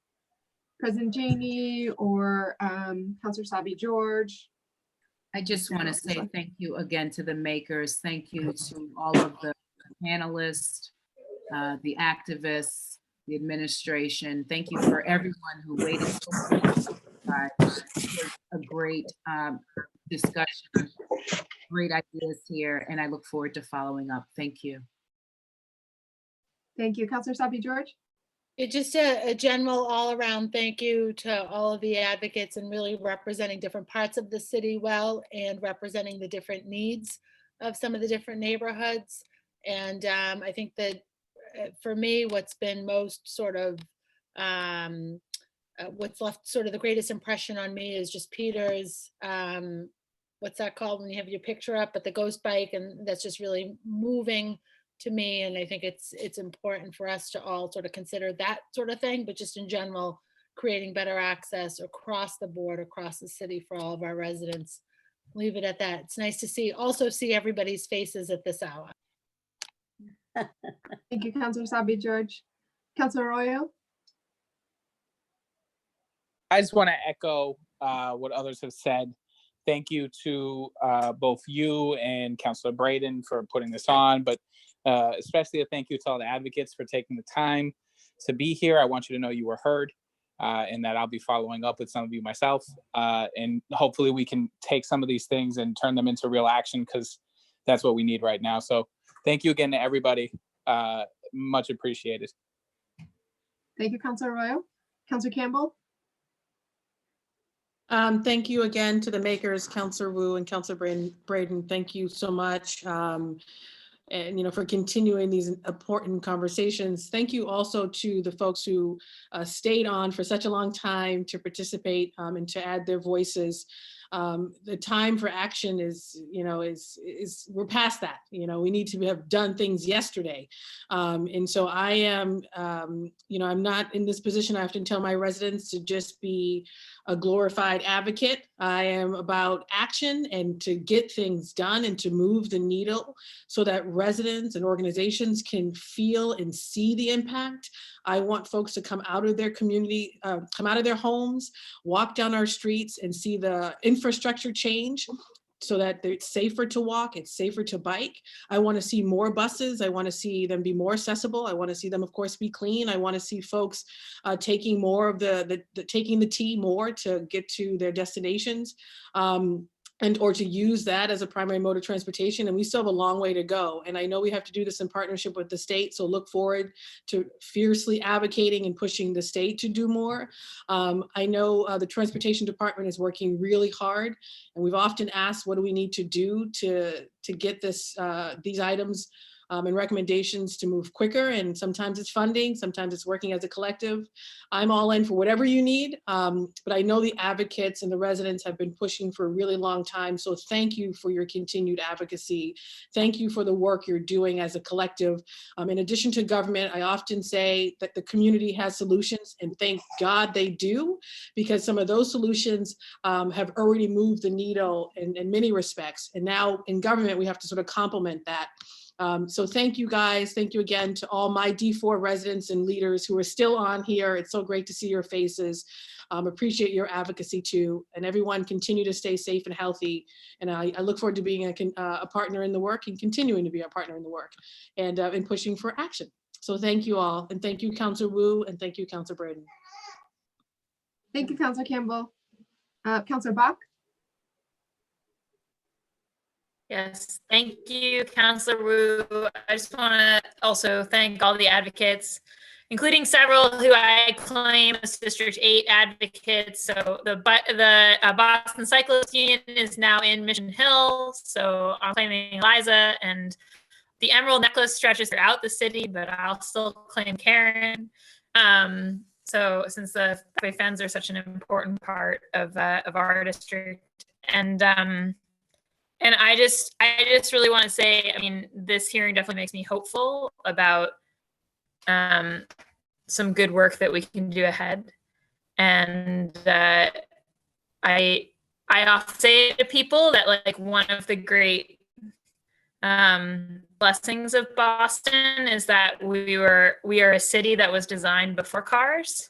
And so in many ways, we can be the city that figures out what life post cars looks like. I said at the start of this, I think streets for people is really important. And when I look around right now, the neighborhoods that I represent, I see a lot more people on foot and on bicycle than in cars. And I think often if you took away the 2 tons of steel and you just said like, oh, there's this really small set of like blue people who are using most of the space. And then there's all these like red people who are stuck on the edges. Like you would see that it just doesn't make sense as a space allocation, especially so right now.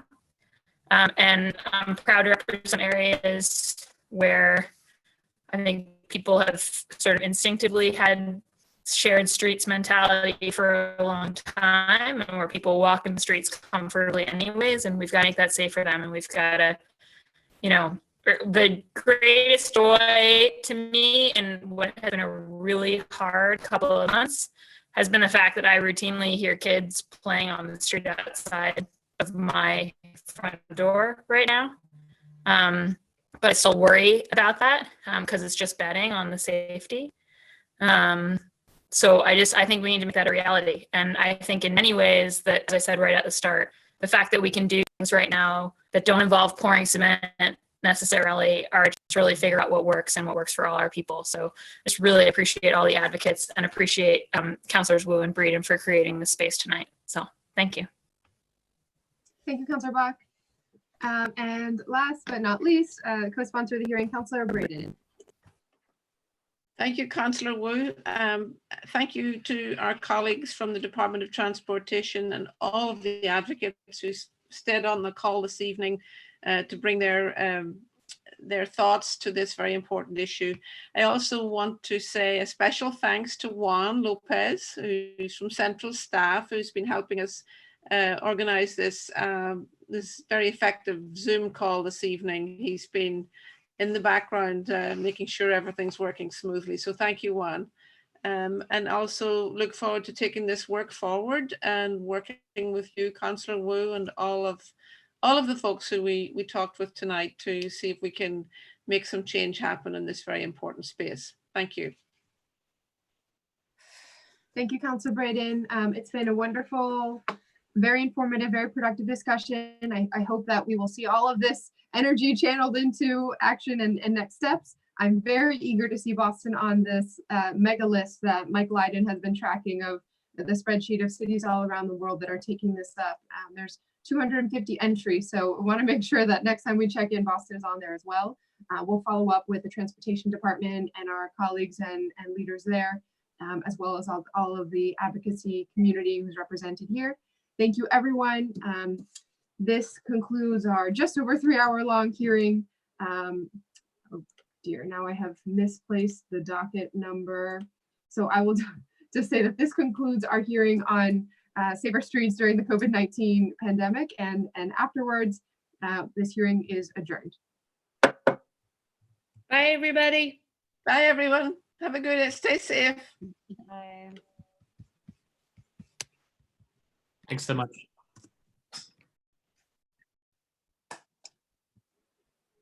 Oops.